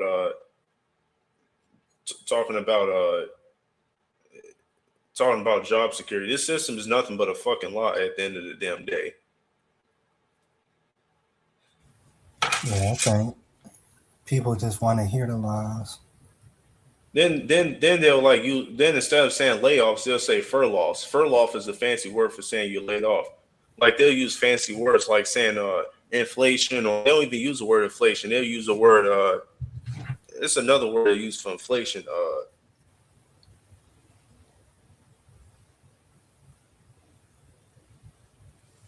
I forget, it's another word, but yeah, like the word inflation, instead of saying it's a depression, we're in the inflation, they want to make it sound like it's all fancy, everything's all good. But this year the Super Bowl is still going to be crowded though. Because that's how stupid these people are. They don't pay attention to shit. Yeah. I don't think they even care at this point. They're ready for the apocalypse. They just the American people, they just want to. They'll have a doomsday party, while everybody's killing for food. Yeah.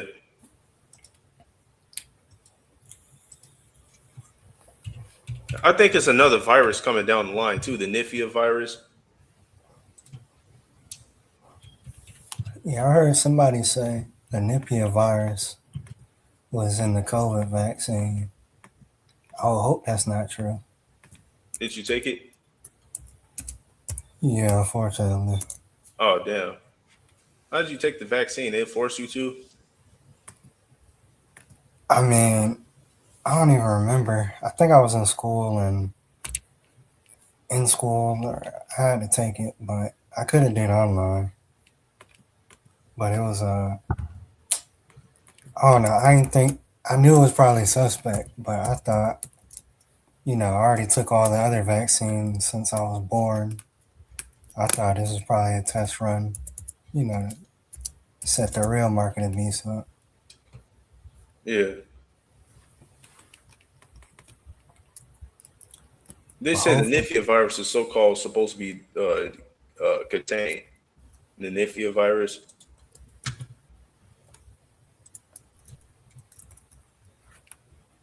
you said it's supposed to be contained. Yeah, like they contained it.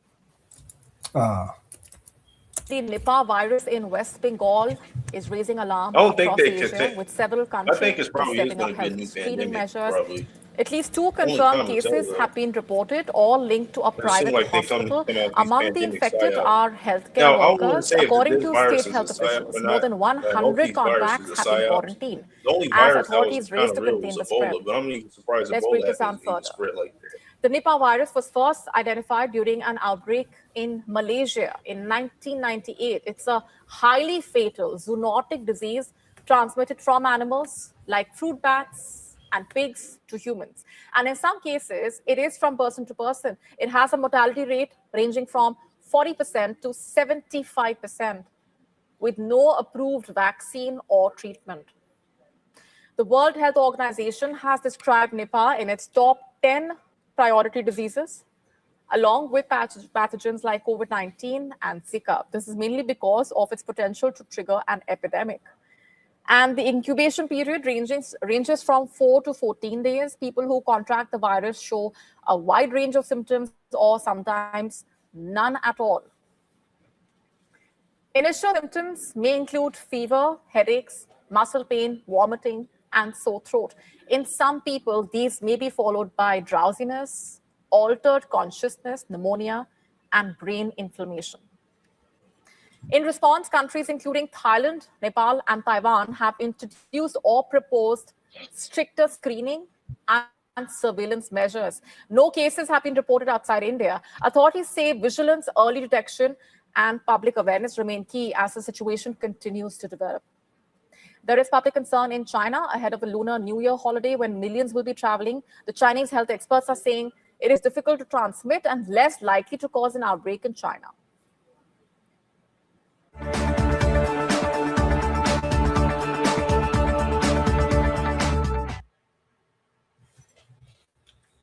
Countries in Asia are taking measures against the Nipah virus amid an Yeah, they get the virus contained.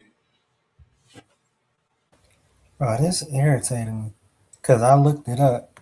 They saying the Nipah virus likely came from bats. It's like they just keep the same lie. Right. I thought the COVID-19 virus came from bats also, or like some type of snake, or whatever. Yeah, they were saying that for COVID too.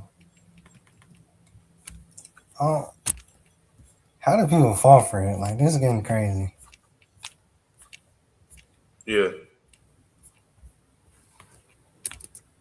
They better not say Ebola came from bats. I would be mad. I think it did. Oh my god. So all these pandemics are literally fake from bats. Yeah, it's going to be another pandemic. Probably shut shit down and make people take some more vaccinations. You think I'm gonna turn into a robot for taking that vaccine? Nah, no, the vaccine isn't the mark of the beast. I haven't been vaccinated yet, but the vaccine is just it's just something to make people sick though. But I mean, you shouldn't worry about it though. It's not the mark of the beast. The digital chip is because they already got Kim Kardashian promoting the digital ID, the digital brain chip that's going to go into people's head, the Neuralink.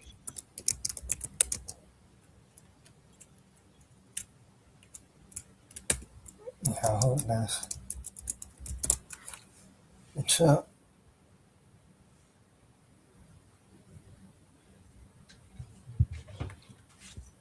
Are you seeing Mr. Beast promoting Marketed Beast? Yeah, it's a brain chip. Yeah.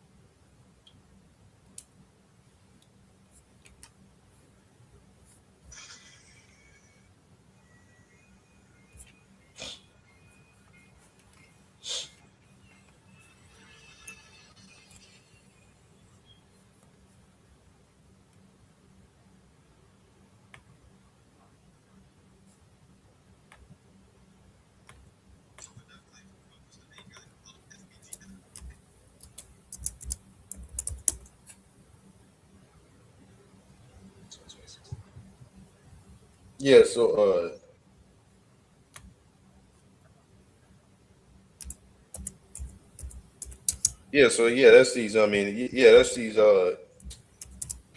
Speaking of the 9 to 5, have you ever heard of like the trend, like people doing like affiliated marketing and a drop shipping companies to like escape their 9 to 5? Yeah, I heard the drop shipping. Yeah, what do you think about it? Do you think like the making online money trend is a scam, or do you think it's legit? A lot of people trying that now. I mean, I've never done it, but I think you need good items to do it with, Yeah, or it won't work. that's the same thing with me. Like the items I sold was shitty. What you were selling? I try to like to sell. I try to sell little petty shit like designer clothes, hair products, just designer shit.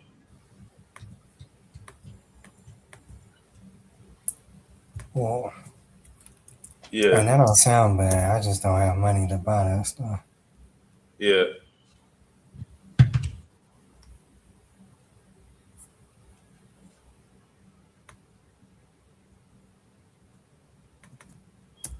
I think the stocks and the crypto, that's pretty good though. Yeah, I tried. Well, crypto is kind of weird if you invest in stocks. I mean, in crypto, because it could, like you could lose a shit ton of money overnight. But I did stocks. Have you ever heard of the Blackstone company? Because I bought the Blackstone company stocks, like 3 of them, and it bounced up to like $50 within a week. No, I ain't heard of them. Yeah. I know that S&P 500 is a good one. Like they're supposed to be they're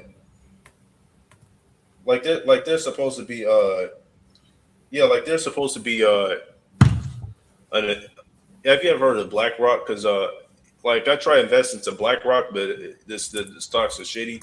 So the BlackRock Corporation's parent company is also called the Blackstone Corporation. It's the same as BlackRock, but except for the Blackstone Corporation is way better as far as stocks.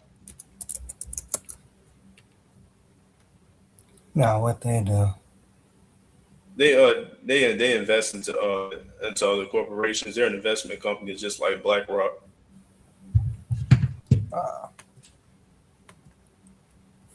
I'm gonna look into them. I know that S&P 500. That's probably one of the easiest stocks to make money with, cause it's like, what you know about them? CP stock. No, I never heard of it. Like the S&P 500 is like where they invest in the top 500 companies in the world, and those are the best stocks, and you basically investing into the best companies, so it's guaranteed to keep going up. Oh wow, yeah, I might check it out. Yeah, I'm gonna put you on now, Yeah. because it's and they remove the bad companies, you know, if a company goes bankrupt or whatever. So it's,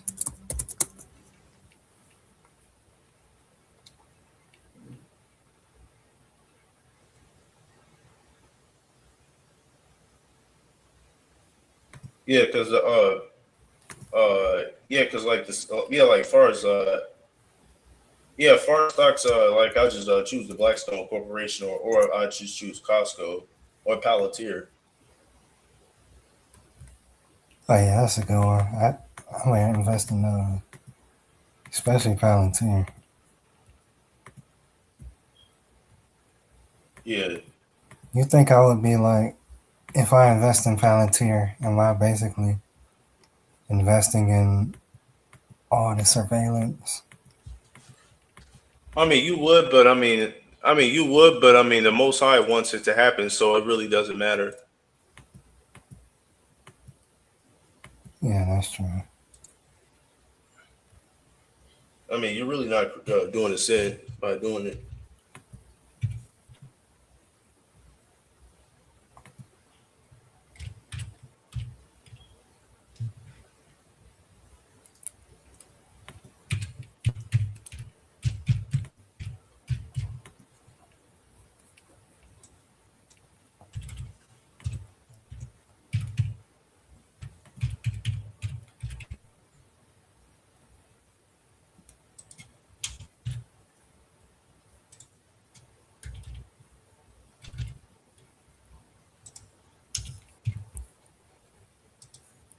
I think silver right now, all the metals, it's about to increase in value.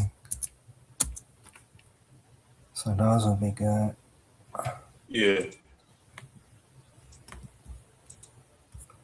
Because I think it was China. They was finna limit their silver imports. And, you know, already with the economy going bad. Let me see.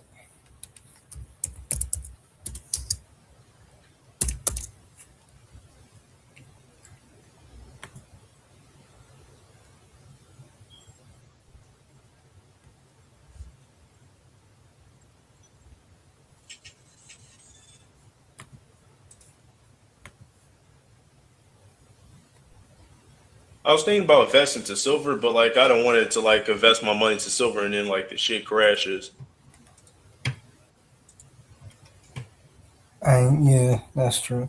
That's why I think, like, hold on to it right before, you know, this whole New World Order thing happens. Right. Because they definitely gonna try to, you know, they're gonna crash the silver probably. Then you gotta have to get their crypto or whatever.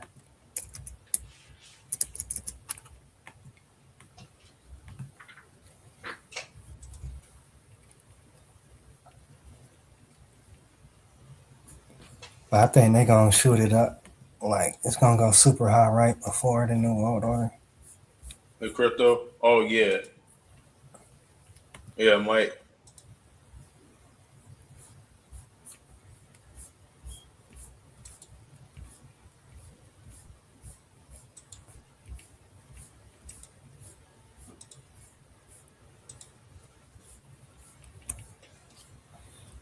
Oh, what you think? You heard about Visa and MasterCard trying to get rid of debit card numbers before 2030?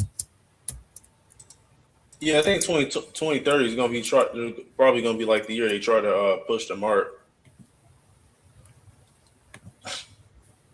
Yeah, me too. You know anything else happening in 2030? Agenda 2030. Oh yeah. Yeah, yeah, pretty much about like how they want it to be like a digital system.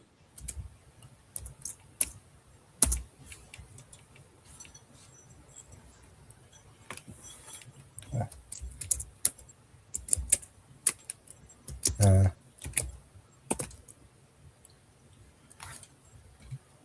I'm kind of hoping they just like I don't know, because I feel like they want to hold on as long as possible, because they could have Right. probably been did it maybe.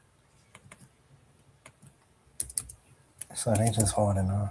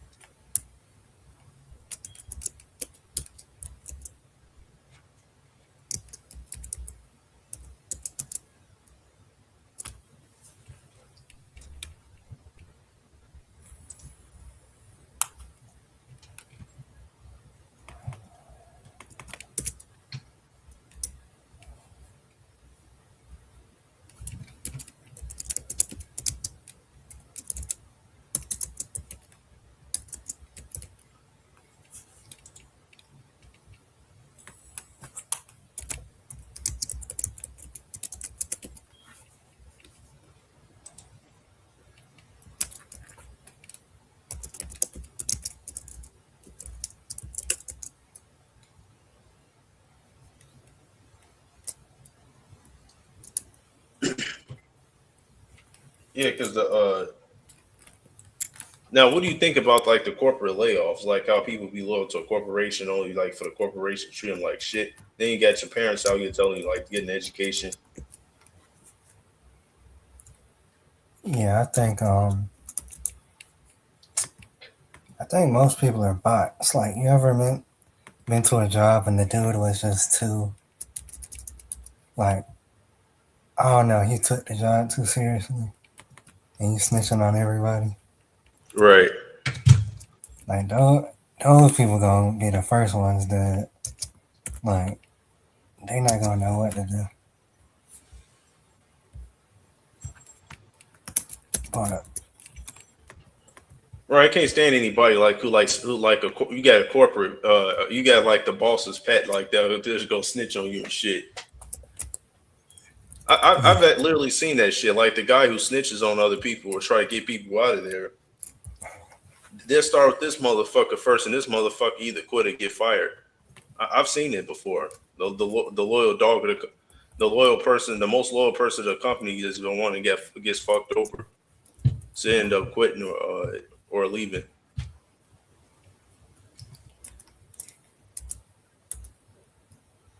S&P 500.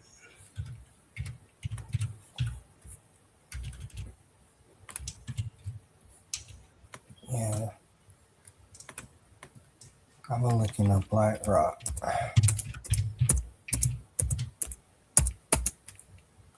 Oh yeah, BlackRock Palantir. I will invest into BlackRock. Palantir stocks is okay, but Blackstone is the best because BlackRock is BlackRock has some of the worst shitty stocks. It keep going down more than it goes up.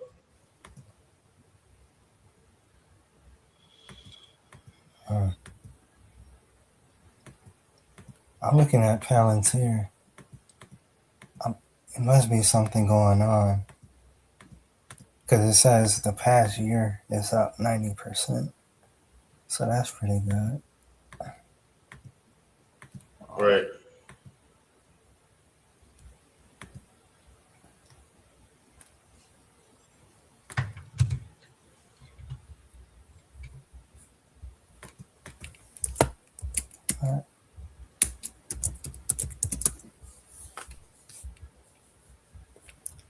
But I really think I'm gonna get some silver though once I get some You said money. what? I'm gonna start investing in the silver. I think the Silver, silver yeah. already up. Hold on. That's what I should do. I should invest in silver with all my money. Like my job was short, my hours so fucking much, and now like have to bust my balls.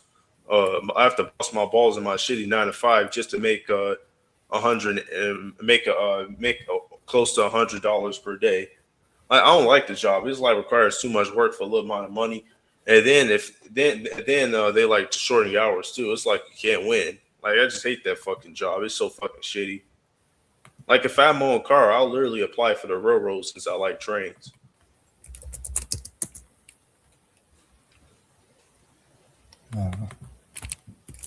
Like, if you work a 9 to 5, just try to find the one that you like. And it's not working a shitty 9 to 5 that you hate.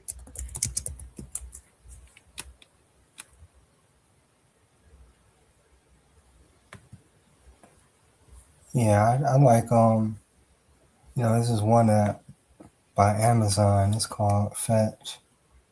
Like you just deliver packages. Be like a Fetch driver. You can easily make like $200, on your off days. You said flex driver? Fetch. FedEx? Nah, I'm gonna type it. Hold on. That's a good app too. Oh, I feel like if you like passing money is like, as long as it's consistent, that's all that matters. Right. If I can make $5 a day times 365, let me see.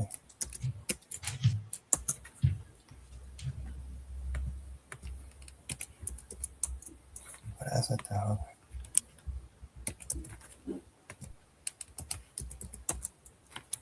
I guess my new goal is like make $30 a day. That'd be like $10,000 at the end of the year. Just save it. 50.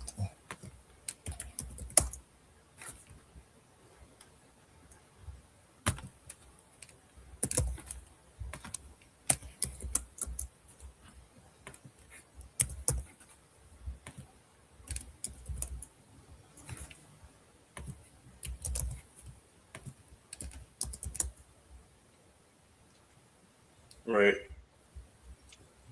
Yeah, because when I find a new job, I want like a smooth job. Not like it's not too fucking annoying. Like it's smooth, it's work, but not too much work. It's like the work and money, both the work and wages both balance out with each other. Like it's just a pretty smooth job, not no like shit where you bust your ass for like a little amount of money. I fucking hate that shit.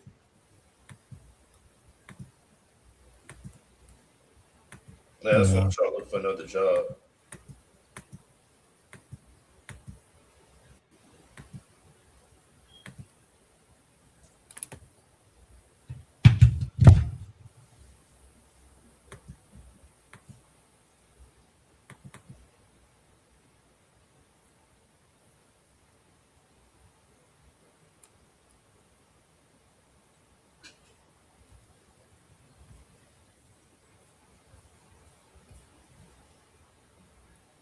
Dang, it looked like the silver. It's already went up. Well, I gotta get on that fast. Because it looked like it's up like, because when I was looking at it like 2 weeks ago, it was like $85 for an ounce. Now it's $135 for an ounce. Oh shit! I should invest into my money in silver. Damn, I was about to do that too. Now I feel like a dumbass. I have $500 fucking dollars. Imagine if I just so $500, and let's see how much silver I can buy with that $500 per ounce. So 85 times 3, 8.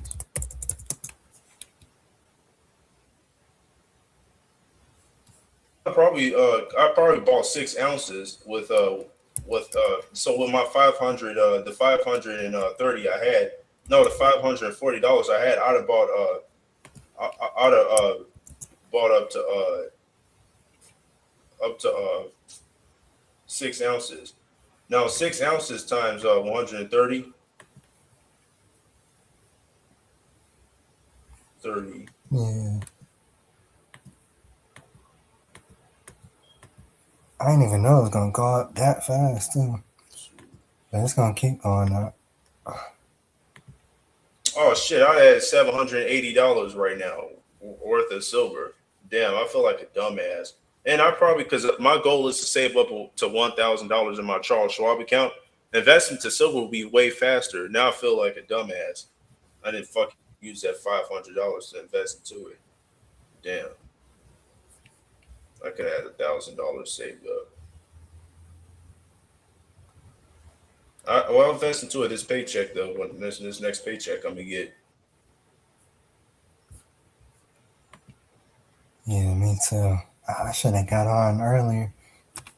Like, I didn't know it was gonna go up that fast. What's up?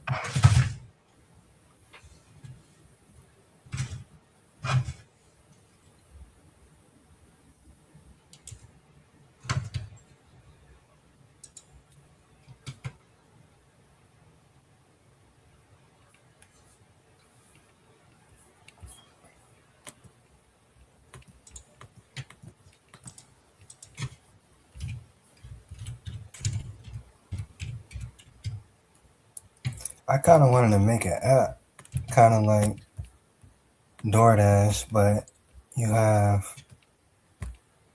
I guess like different gigs, like, Yeah.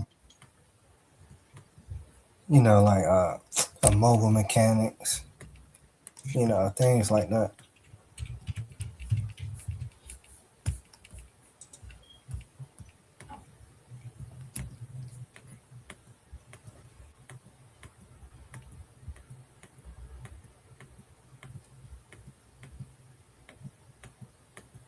Yeah, that's what I want to do. Like get into like a gig. I probably find a gig to get into. I try to get into freelance and Fiverr, but I try to get into like Fiverr, but like it's too many scammers. Like you really don't make enough. Like you don't get enough customers. There's too many scammers. Yeah.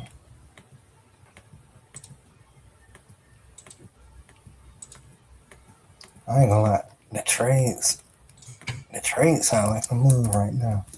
Yeah. I had a friend that introduced me to the trades because I first took HVAC because I didn't know shit about HVAC. I was still skeptical of the trade. Then I asked my friend at the time in class.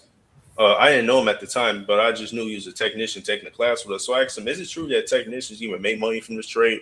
Because I mean, I don't see I don't see like an AC unit being expensive to repair like that. Then he said, "Dude, are you crazy? We can make $500 in one day off of one trip because one trip could, like if you install the shit, could sometimes cost you $2,000 fucking dollars." I told him I didn't even know you guys made that much money. Like I can make that much money because I told him I was afraid of like choosing a career and being broke, like being broke in like the 9 to 5. He said, as long as you own your own business, you don't have to worry about it because that's lies that you've been told about the trade.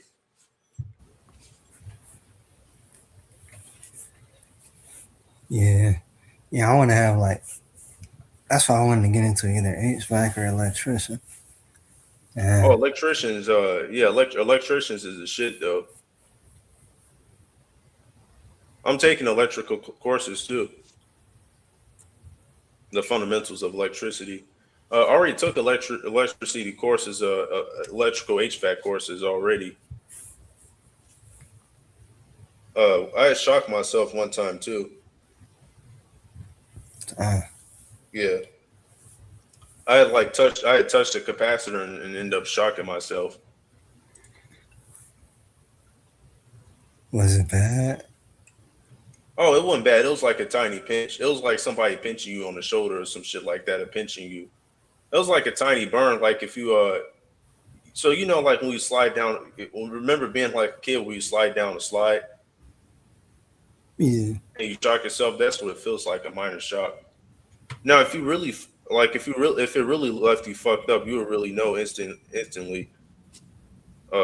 Yeah, but electricity, you gotta be careful because like if you ever touch a live wire, you make sure not to connect. You make sure like to be well grounded because like let's say if I touch a live wire and then on my like on my left hand I touch some metal, I created a current that runs through me. So technically, this gonna run through my heart. Like it's a Damn. current. Now, let's say if I took one, now let's say if I like, let's say if I,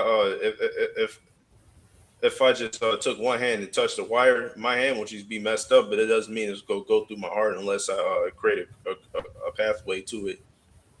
I mean, it could still leave you fucked up though. You don't want to do it.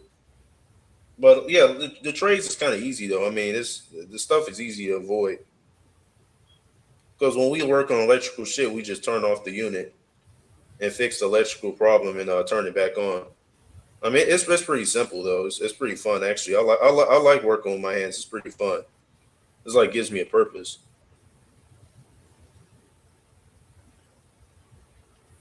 Yeah, I'm beginning.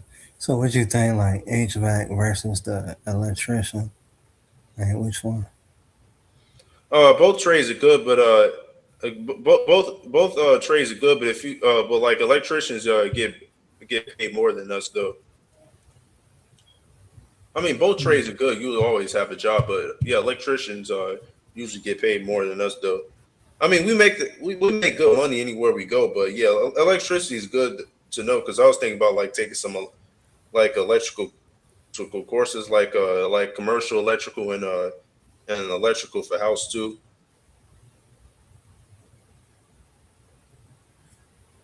Yeah.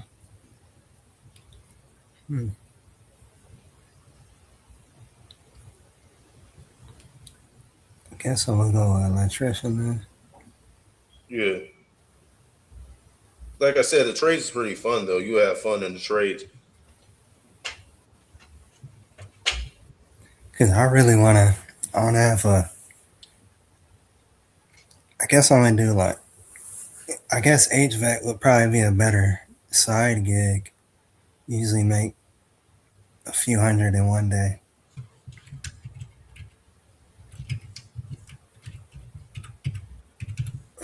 Right.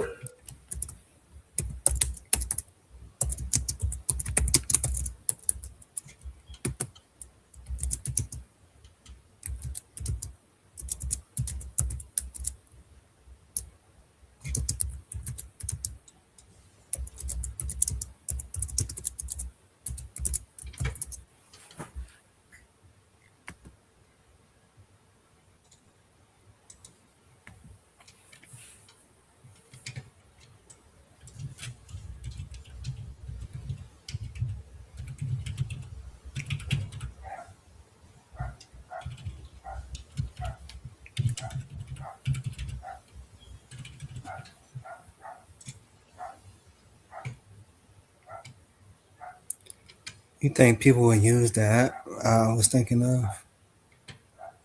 Which one? Like I make it like DoorDash where, somebody just requests, whatever service it is, and then you just accept it or decline it.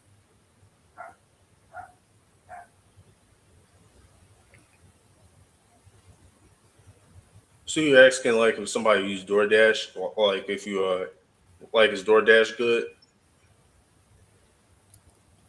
Yeah, I was thinking like making my app like DoorDash. Like you just randomly get an offer and then you accept it or decline it. So you're thinking about making a DoorDash app? Yeah.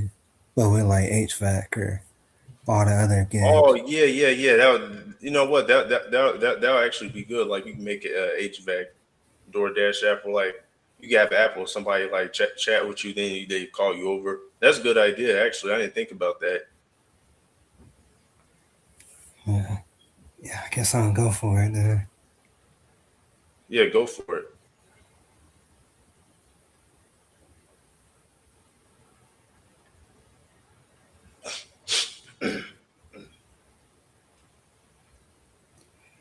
Cause I was thinking like if I make the app, I could take a small percentage and then I could use it myself. Yeah.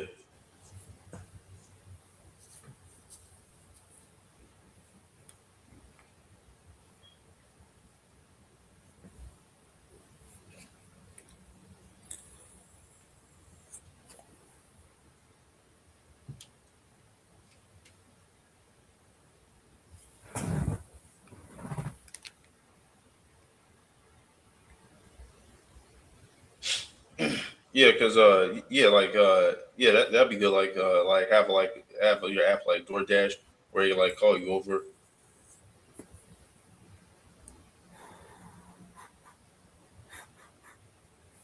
Yeah, maybe call it like maybe Job Dash. I don't know. Yeah. Nah, I ain't gonna steal their name. Let me see. You know a trade? No, I was just trying to get into either HVAC or electrician, but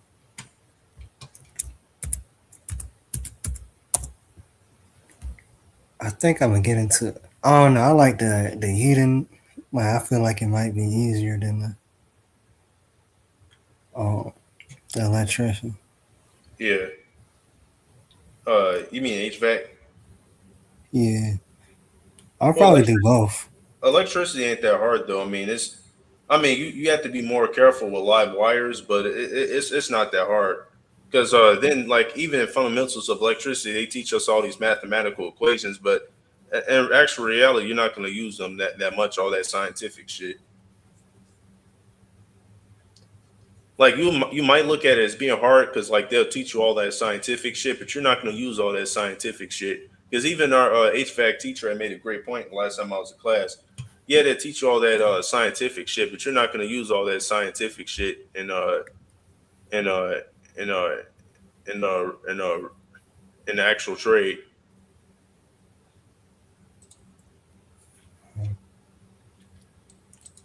That was probably like, Yeah, that was a stumbling block for me, I guess. I'll end the stream, but I'll talk over there. I'll move the conversation over there to Discord, but I'll end the stream for now because I got to do something real quick. I'll be in Discord if you still want to chat, but I'll just end the stream.